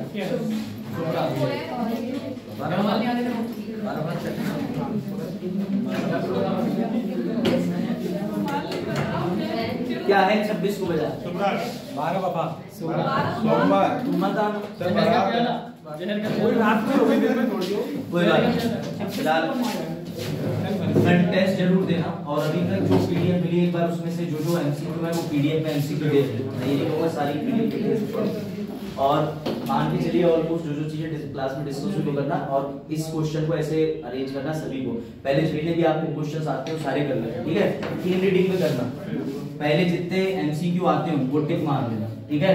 दूसरे टाइम में वो अटेम्प्ट करना जिसमें आपको 50-50 हो, और अगर इन दोनों की संख्या समझ लीजिएगा 60% एमसीक्यू से प्लस हो रही हो तो आगे वो क्वेश्चन अटेम्प्ट करना जिनका तुम्हें कोई आइडिया नहीं, वरना इतना करके छोड़ देना। ये चीज समझे? इससे ज्यादा मत करना, इतने में कट ऑफ बन जाती है। 50% 60% से ऊपर तो यूपीएससी जाता ही नहीं, पीसीएस भी इससे ज्यादा नहीं जा पाता। लेकिन फिलहाल इसी तरीके से करना, पहले एमसीक्यू को लगाना जो एकदम पक्के पक्के आते हैं। जैसे सब फॉरेस्ट आंकड़े हैं, ठीक है, हाँ। रिपोर्ट है सब। हाँ, अभी इसमें IUCN की रिपोर्ट और ये सब चीजें नहीं भेजी, जहाँ तक अभी हम लोग उस टॉपिक को तो फॉरेस्ट कितनी नहीं, अभी प्रदूषण पे चीजें ये बंडी जी बिहार का वन का कुछ नहीं है, बंड का नहीं, जंगल का कुछ नहीं है, ये बंड का नहीं, त्रिपाठी चीजें हैं। अरे क्या आर्गुमेंट नहीं, ऐसे याद नहीं करते। गलत है। अश्मित को मत छेड़ो तुम। सर वो ऑन होके चलेगा, मैं ऑन हो गया देखो। हाँ ये सही है। तो मैं जाने भी नहीं देंगे यार, कुछ तो त्रिपाठी की बहुत वैल्यू है लाइफ में, उसमें से तुम चलो ठीक है। तो ये समझ लेना, इसको कल पेपर को अटेम्प्ट करना, और अटेम्प्ट करने के बाद में सुन लो ध्यान से, इसमें तुम्हें ये वाले क्वेश्चन मिल जाएंगे। मैं इसलिए कह रहा हूँ 17 मार्च को जा रहे हो ना, तो 17 मार्च के लिए अगर तुम्हें इसमें से 5 क्वेश्चन मिल और 2-3 उसमें रखे हुए आगे, तो तुम्हारा तो फायदा होगा ना 2-3 का। और यहाँ टेस्ट में क्या ही दिक्कत है, अगर आप फेल भी हो गए तो आपने थोड़ा वर्क करके आपको रिवीजन करना जरूर देना, जितने भी लोगों को टेस्ट, ठीक है। हाँ जरूर देना। अरे यार फ्री में टेस्ट सीरीज कौन सी कोचिंग तुम्हें बैठा के करा देगी, कम से कम आप इतना बढ़िया इनिशिएटिव ले रही है तो ये तो जरूर करना, ठीक है। और उसके बाद में पेपर हम लोग आपस में बैठ बातचीत कर लेंगे, ठीक है। ये करना, कल का टॉपिक में बताया दे रहा हूँ पढ़ाना आप लोग, कल का टॉपिक जो होगा या नेक्स्ट क्लास का जैव विविधता, इसमें पढ़ेंगे हम लोग कि अनुवांशिक विविधता क्या होती है, ठीक है। इसके अलावा पारिस्थितिक विविधता क्या होती है और प्रजातीय विविधता क्या होती है, अल्फा बीटा गामा क्या होता है, समझ गए, ये सब पढ़ेंगे। और इसी में आप पढ़ोगे जैव विविधता में कि एक्स सिटू कंजर्वेशन और इन सिटू कंजर्वेशन क्या होता है, पढ़ा होगा। नेशनल पार्क एक्स सिटू होती है, इन सिटू होती है, ऐसे कुछ सवाल डालूंगा अभी टेस्ट में इस तरीके से, पहले पढ़ा तो होगा ही ना हमेशा। TCS में तो आएगा कि ये कहाँ पे आते हैं, इसके अंदर, ठीक है। चलो फिर बंद कर दीजिए, आपके अगले लेक्चर का टाइम हो गया, ब्रेक ले लीजिए तब।